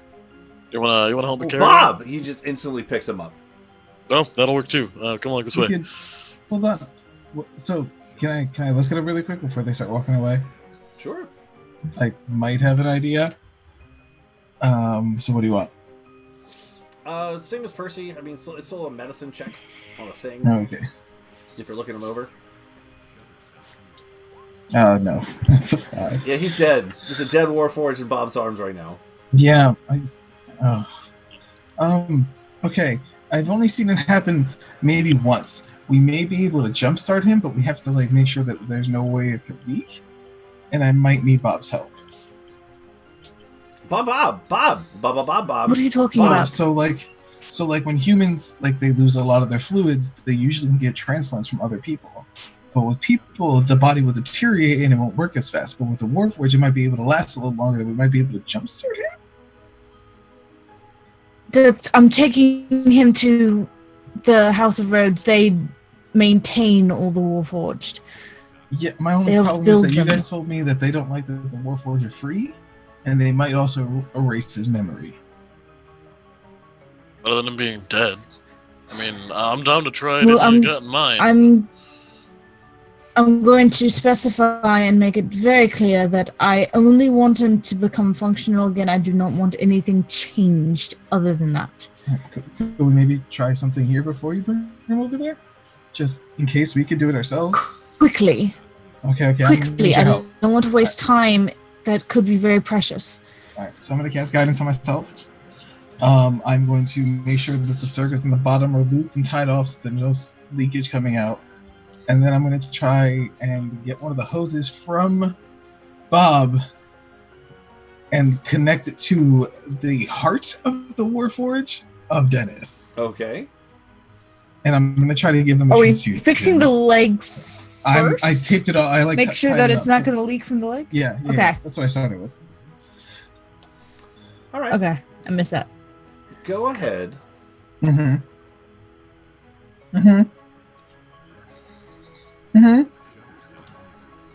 Have you do 2 rolls for this. Oh god. Okay. I need a strength check Oh god. and a medicine check. 17 for the strength, and then medicine. Fuck me, dice. 15, but I'm gonna add a D4 to that one for the guidance. A 19. Okay. So 17 and a 19. Okay. So with that, you feel pretty confident that the leg is taped off, belted off, shouldn't leak more blood. As you pour blood in, it just goes right back out. Yeah, that would defeat the whole purpose. And with that medicine check, so you're reaching around inside of Bob, and you start this transfusion where you pull out a hose and you kind of connect it to Dennis. Now, it seems to flow. It seems to be working in terms of he's not leaking out of his leg or anything like that. Now, Dennis does not wake up. However, it's not that there's any real indication that it's either working or not working, if that makes sense. Are there like little pistons that I have to make sure are pumping? So pretty much at this point it's CPR? No, there's no pistons or anything like that, but basically what you can gather from what you've done so far is that the plan that you had is not working. If you understand how that works. Does it need a charge? Am I missing something for this whole thing? Slap him. I'm about to defibrillate him, so... You could certainly try if you wanted to. Alright, I'm gonna do just a light shocking to see if I can get everything to start pumping by itself. Okay. How do you usually do your defibrillation? Cure wounds? Well, no, because Or you that just would gonna work shock out construct, so I was gonna just shock him. Okay. But not, try to do it so it's just electric and not, it's kind of like what the battery did to me, but with... Okay. So as you just, almost like shocking grasp, but with no damage kind of thing? Yeah, a non-lethal shocking grasp. No? Nothing happens? No? Okay, I don't... I might have helped, I don't know, but I guess bring him to the mechanic, and if he has anything that he does special, try to steal it from me. So I can do this myself. Okay. Who does? I am memorizing everything in sight. Don't worry. Is anyone going to walk Bob over, or do you just want to let him walk over there by himself? I think Frey. I'm going with. I'm making sure that they're not screwing him up. Okay. Same. No fucking way I'm leaving these guys on their own. Okay. And I will threaten the fuck out of anybody that threatens to do anything I don't like. Okay. Sticks, what are you doing? Staying in the house, keeping an eye on the halfling that's just turned up, and the body in the study. Yeah, I mean, bro, that's the one that lights himself on Gilles fire. in the bathtub upstairs if you need him. Alona's sleeping in Deimos' room, and Gilles is asleep in the bathroom. Okay. Who's that? Gilles the crocodile man. Oh, but he's sleeping? Yeah. Ah! I All right. wouldn't advise waking him up. Yeah. He was super cranky earlier, so... You can go and look if you're that interested. Come on. I wouldn't. And I'm gonna walk Bob and Dennis out. Alright. When you guys walk Bob and Dennis back over there, the Earl is actually waiting for you. Is this... Oh, alright. Yes, just, are you all... He looks at you and Frey and Volt. Volt came too? No, Volt did not come. Okay. He just looks at... lady, are you all coming? Or, I mean, we could take it from here. Yes. We're coming along.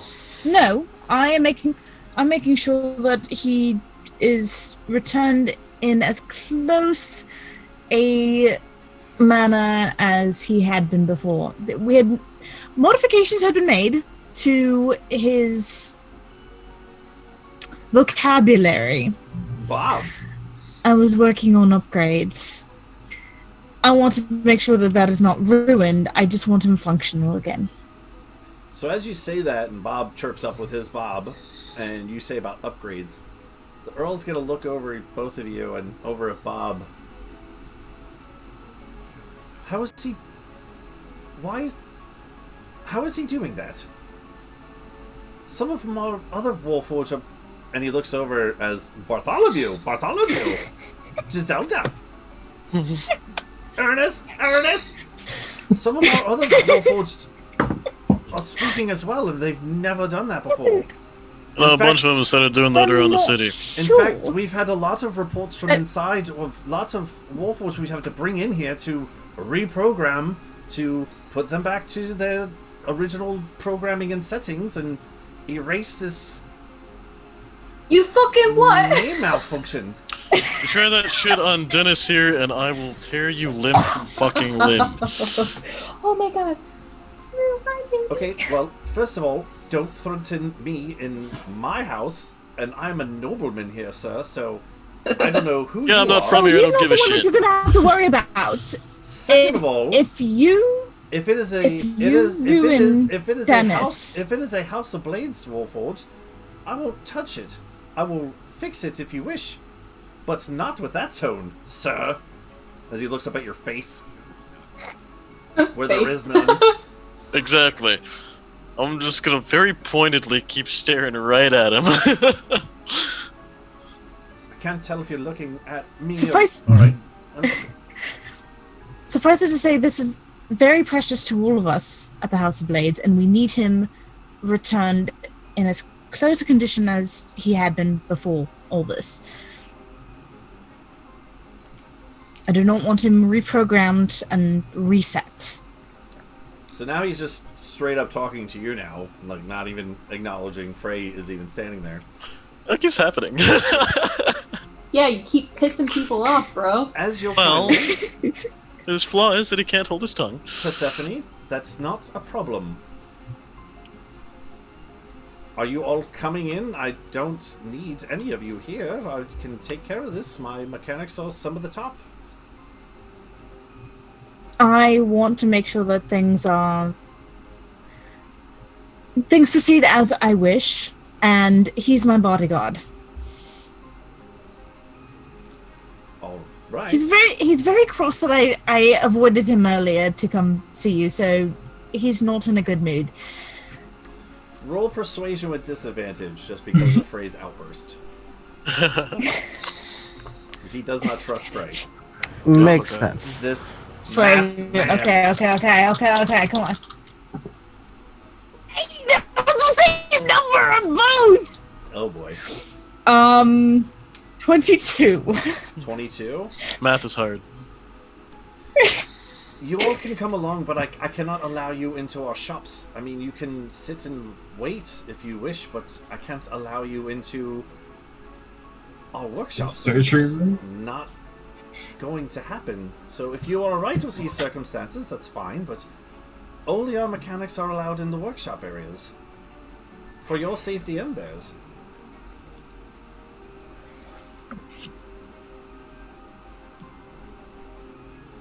Is there a viewing area that I can at least make sure that nothing untoward happens? Like I said, he is very precious to us. You are more than welcome to wait inside the study or anywhere, but no, there's no... We typically don't have people in a waiting room for our workshop, if that's what you're asking. You're more than welcome to stay, but you can't go in. I'm sorry.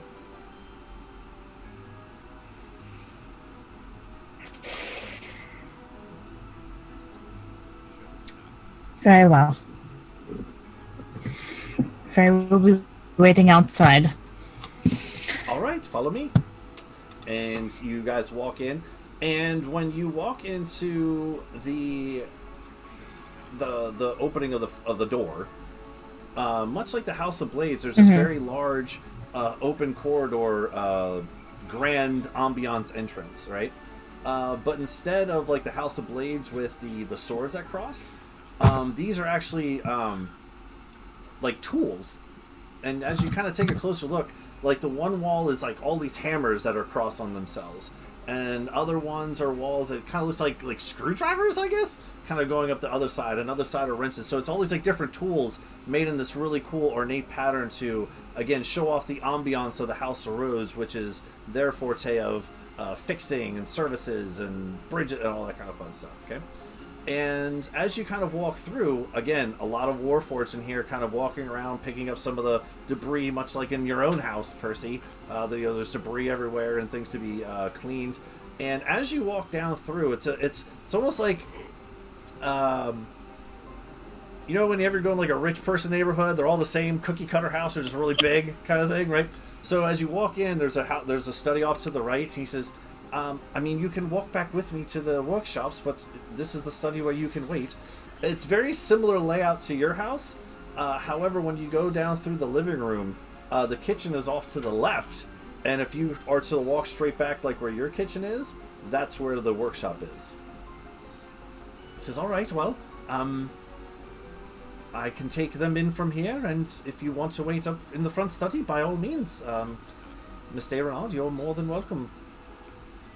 Still not even looking afraid, just talking. All right. Bob.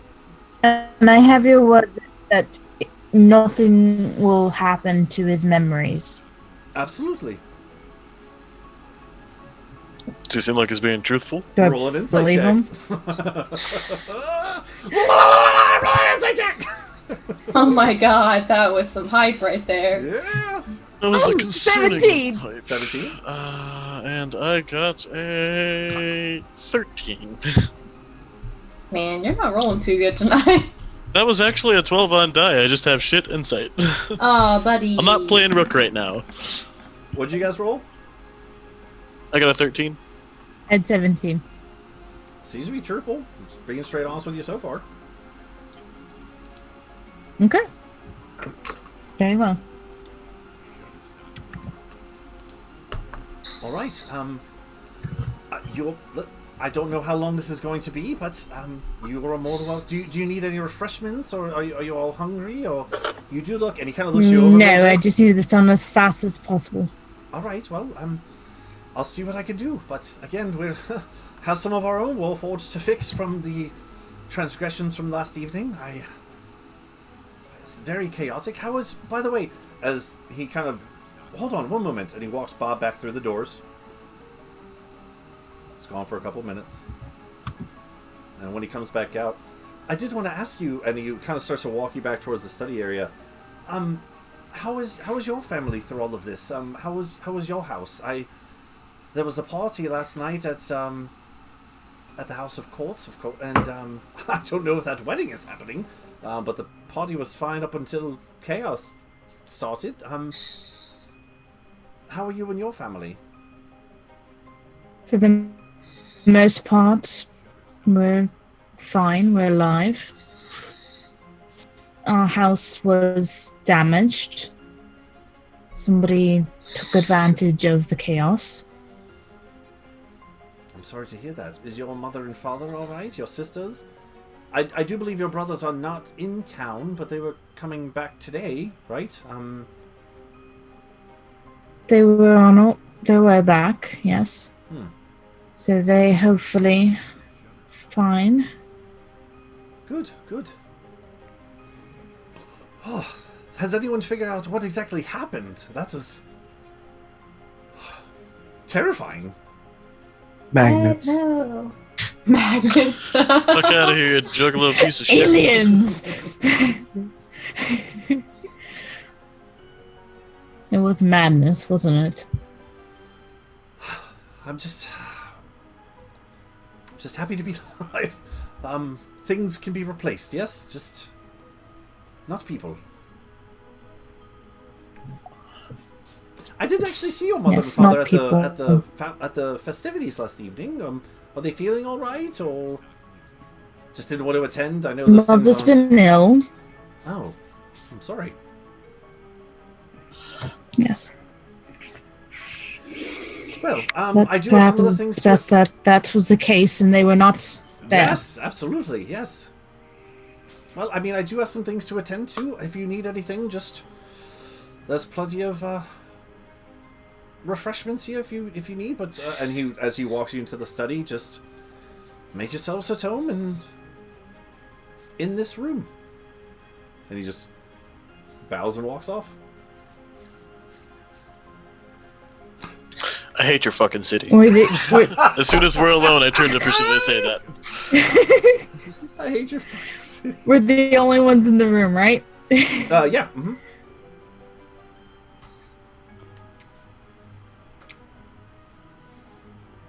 Yeah, it's just the two of you. I don't really blame you. It's not always like this. Not quite.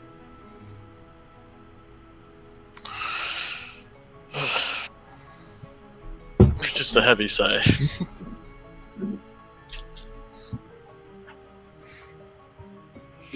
Hey, you think we can get any warforged If you in here? feel like taking a walk at all while we... I was just about to say, if you feel like needing a walk at all while we wait, and I'm just going to start writing down a list of names. Just some ideas in case you run out. I like it. Alright, hell yeah. I was thinking about seeing if we could get a warforged in here, and then I'd name him and send him out to see if he could find another to bring in here, and then name that one, and just like keep cycling through. Then it can trace back to us if they realize that it's the ones leaving. Fuck, you're right. Okay. If you Y'all are take a walk, careful not to be caught. Yeah, I like it. Think that asshole will let me out, though? He seemed pretty insistent on staying in here. If you... I've already planted the seed that you are in a foul mood, so if you just say that you need to let off some steam and go for a walk, clear your head. I'm safe. I'm in one of the manor houses, and I've got Bob. So it's not... It would not be strange for the bodyguard, who is obviously in a foul mood, to need a walk. I think I could work with that.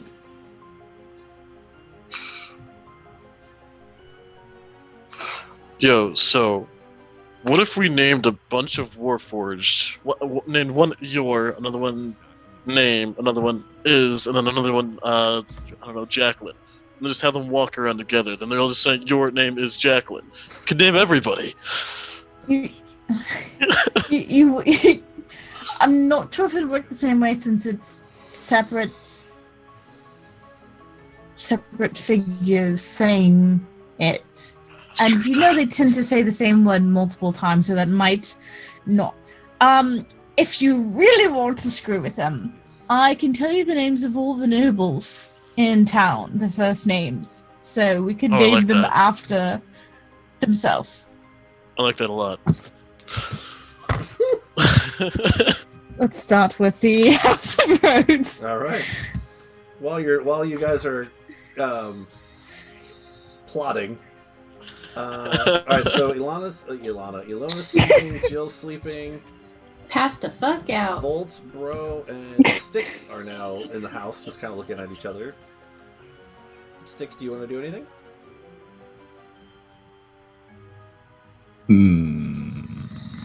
Oh, that was mischievous. Yeah, I'm going to ask Bolt why he's brought Fox here, but Bolt's not here right now. No, I mean, I can tell you that, as Bro's still, like, puffing on his pipe. Yeah, go on. What was Bolt's idea this time? First of all, Lil Green, Broin, Kush. Friends call me Bro. Styx. All right, bro. Name Styx. Call me Styx. Styx, okay. It's like strong. It's like Styx. Yeah. I like that. Cool. Yeah, I don't know like too much of what's going on. He kind of looks around. That masked guy, he left, right? Yeah, he's left. Awesome, cool. He just see him pull out this box, put something in his pipe, closes his box, puts it back in a backpack, and just like, okay, what were we talking about? I'll pull out my last bottle of Apple Jacks. So what was Bolt's grand idea with Fox here? I don't know. You should ask him. And he points over towards Volt. I can help. I don't know. Ask him. I was just buying my time. Just buying my time, man.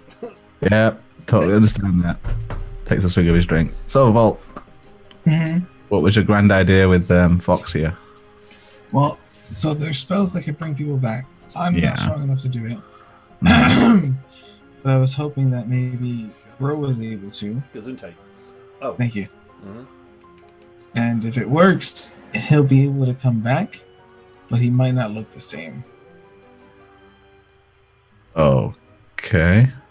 And I hope that doesn't really matter much as long as her friend's back. But I just have to do something.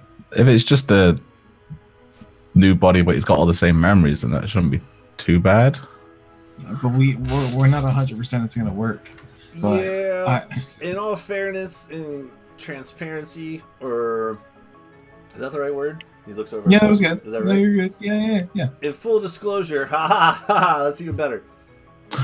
I've never actually done this before. I've only seen it done.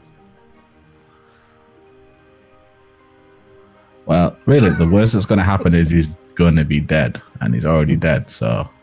That's fair.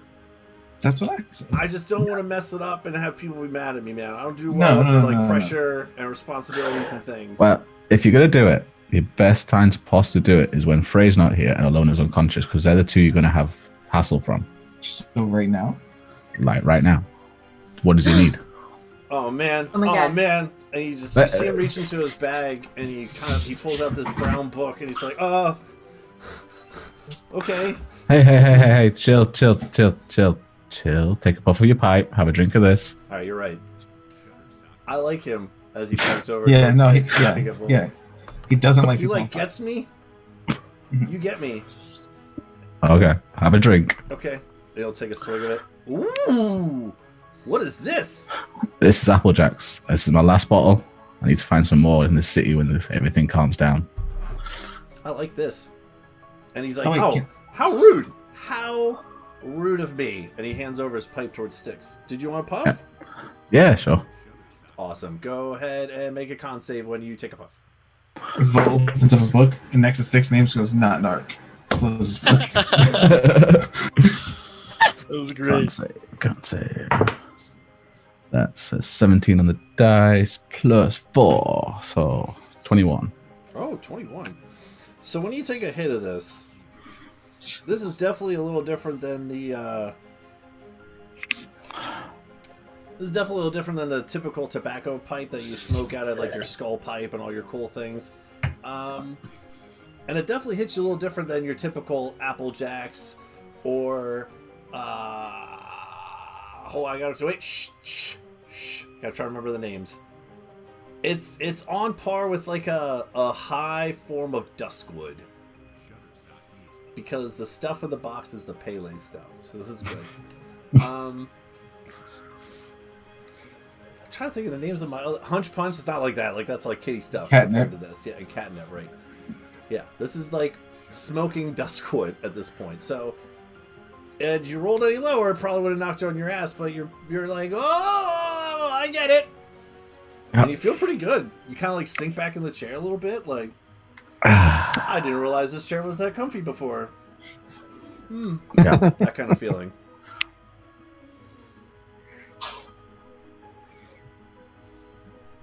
So, Bro's looking through his book. He goes, all right, so if we're going to do this, I'm trying to think if I should be, like here for this or like here for this. When's the best time you work? So far, all I know is the best time you work is when you're in the clouds. Yeah, so let's get past that. Past the clouds? Yeah, so like your stuff with the drink stuff, and I think I might have regular brownies left. Okay. Roll a persuasion check. Okay. Kyle looks stressed. I dig it. I just want to see if Bro's down with that. 26. You're not wrong. Let's just do it, right? What's the worst that can happen? It doesn't work, right? Exactly. And they won't even know because they're not even here. They turn into a frog. All right. Okay. All right. What do you need? Okay. Here we go. All right. He'd turn into a frog. He would croak. Okay, Fox is just dead now. He closes his book. Wow, fuck you! Come on. That's so good though. Okay. Oh, come on. Okay, first of all, I need the body. It's on the bed. All right, cool. One down. Okay. Yeah. I need oils. I need okay. Days. Okay. This is gonna take me a little bit of time too. Like, are they gonna be back anytime soon? Because I need like an hour. I think we have time. I think it's gonna take a lot longer than an hour to fix Dennis up. Okay. He sets his book bag down.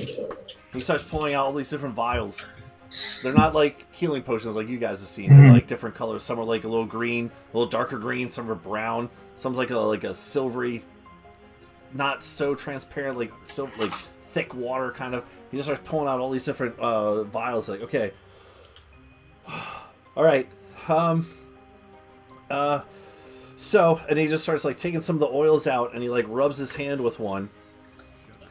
And wait, hold on. I need wait. Where are the brownies? You said there's the brownies, right? Yeah, I've run to the fridge and grabbed the brownies. Okay, brownie me. I don't want to touch it now. I got a brownie. Yeah, and then I have the other hand has a towel to dab his face. Okay. And I'm giving him guidance. Okay. I don't know if that's going to do anything for this, but giving him guidance. To buy the brownie. Okay, all right. I need my pipe too. Where's my pipe? I'll hand him his pipe.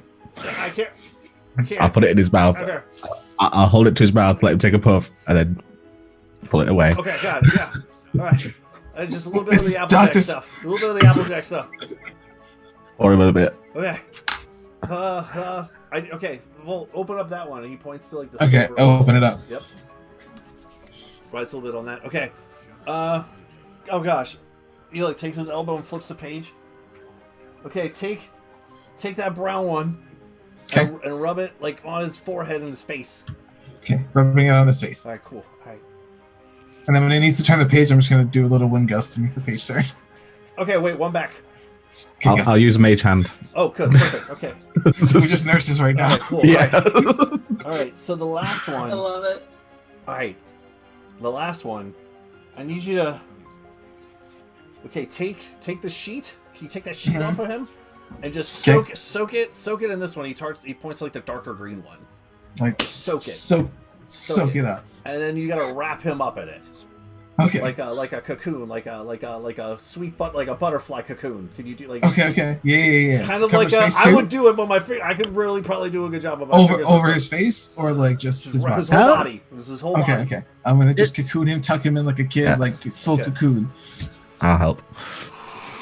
All right. Is Gerald still asleep? Like just. Yeah, he's passed the fuck out. So he's gonna go over towards where the head was, and he's just gonna. All right. You got this. Here goes nothing. And he just starts looking in the book, and he like reads a little bit, and then closes his eyes and reads a little bit, and he's holding the fox's head in his hands with the viscous materials on it through this. I don't know what you guys want to do, but he's going to be busy for the next hour doing this. I'm sitting right here with him if he needs anything. Okay. Yeah. And through this process, you see every now and again his eyes, even though he's closing them, it looks like they're actually open with this white and gold and green kind of swirling. And as his eyes swirl, so does his hands as they glow. And you see this pulse go through the whole cocoon. And he continues, and he looks down, and he continues to read, and he's just kind of mumbling under his breath, but every now and again his eyes glow, and his hands glow, and it just shockwaves down through the cocoon through this whole process. Okay. We'll see how this goes. This should be fun. Do you want the new list, or do you want just that old list? What's that? There's a new list if it does work. So it has all the races. Yeah. It's like the elephant people and all the other ones. Every time they add ones, they have to adjust the list. Mm-hmm. Oh no! What does guidance do? Was it a D4? It's a D4, yeah. Oh no! Come on. You get 3 minutes. Oh no. Reincarnation is a gamble. Really It'll be is. entertaining if it works, though. So,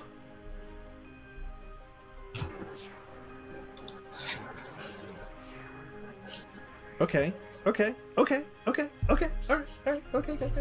cool. All right, now I gotta roll one more thing. Hold on. He comes back as a Luxodon. That would be hilarious. I think it only comes back as a humanoid race. It is. An That's a elephant human named race. Fox. They're playable now too. Or Turtle. I would really like if he came back as such a backseat that looked like a fox. Just saying. That would be That'd be super dope. awesome.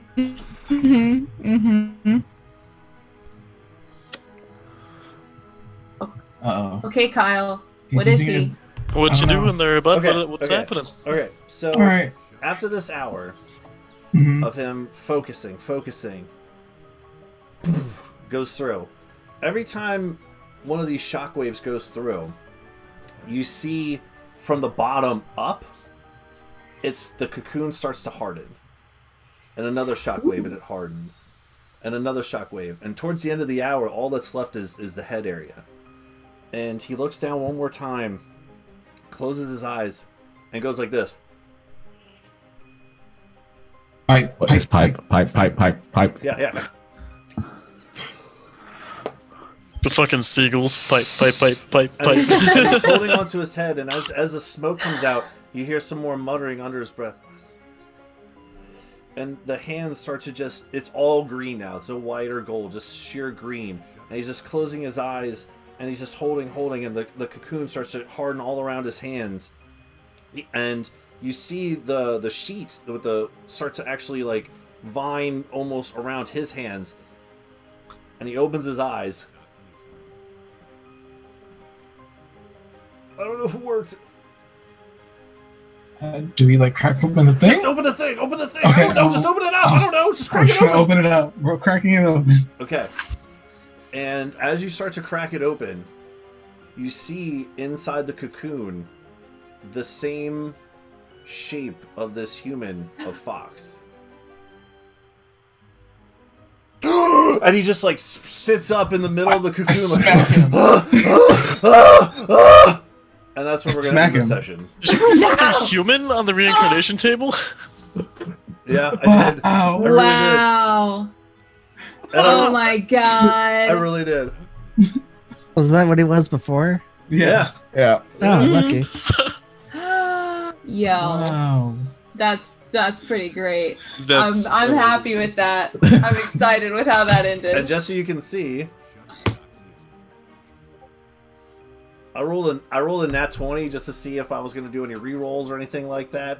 So Okay. we crit on the spell casting just for my own sake. So it was a 22 for the spell itself. You don't technically roll for it, but I always like to roll for like cool spells like that. But yeah, I'm on board. and then an 81, I just rolled out of the book, and it's right in the human wheelhouse, man. So I was like, Yay!